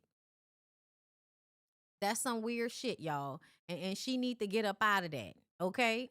Thank you, oh pretty Gigi, for the super chat. Thank you, Kim Watts, for the super chat. And thank you, NB427. He sounds like a con artist. Just nasty. He does sound like a con artist. And she looks like somebody that wants to be conned. So at this point, we'll just wait, right? We'll just wait and see. But at some point, if something comes out that Fantasia has been robbed, cheated on, or fucked over by this man, we would have all known the moment that we collectively realized that we were going on that path by the way she was worshiping him. I don't think y'all should do that to men. I don't think y'all should dick worship men. I don't think y'all should be falling on the floor on your knees in front of a man, especially when a nigga already taller than you. What are you falling to the ground for, bitch? You already looking up to the nigga. What how much more in the ground do you need to be in order for him to feel love? Let me know. Girl, I can't do it. I have too much pride. You can say whatever you want to say about me, bitch. I don't give a fuck. Okay? You can say whatever you want to say. All of that, y'all getting on y'all knees, praising these niggas. Y'all are weird. And when them niggas play you and hurt your feelings and fuck over you, Jazzy, girl, your natural ass gonna get played. And I'm not gonna be happy about it. I'm gonna wish that you had, had more sense and self-esteem. But, this the life we live, girl. This is the life we live. I'm gonna feel bad for you a little bit, but not too much. I ain't gonna be hurt too much behind it because y'all hoes be tripping. Y'all be letting these niggas play in y'all face, and you should be smarter than this at that. It's base level, y'all. Just have more self-esteem than Fantasia. Okay? Don't be falling on your knees and all of that for no goddamn ring. It ain't that deep. Be appreciative. Be loving. Be kind. Yes, to people that deserve it, right? And also remember that men are not like everybody else. Men need you to be a little bit meaner than them. I know y'all think they need you to be nice. That's not true. They need you to be a little mean. You have to be a little mean. You have to be always respect yourself, but you got to be mean to these niggas. And when I say respect yourself, that means don't be acting all out of character and making yourself look like an asshole to put your foot on their neck. Only in righteousness, okay? In righteousness, keep your foot on these niggas' necks. If you love them, that's what you'll do, because that's what they need. That's what they need, y'all. I'm sorry. The men don't need you to baby them. They don't. They need you to be a little bit mean to them. They might say they don't like it. They fucking love it. Okay? You got to be able to be like, well, nigga, you could take it or leave it. Okay? Because I'm the one with the pocketbook, and I'm talking about pussy. Okay? Y'all be safe out here. I love y'all. Okay? Be safe. Peace out.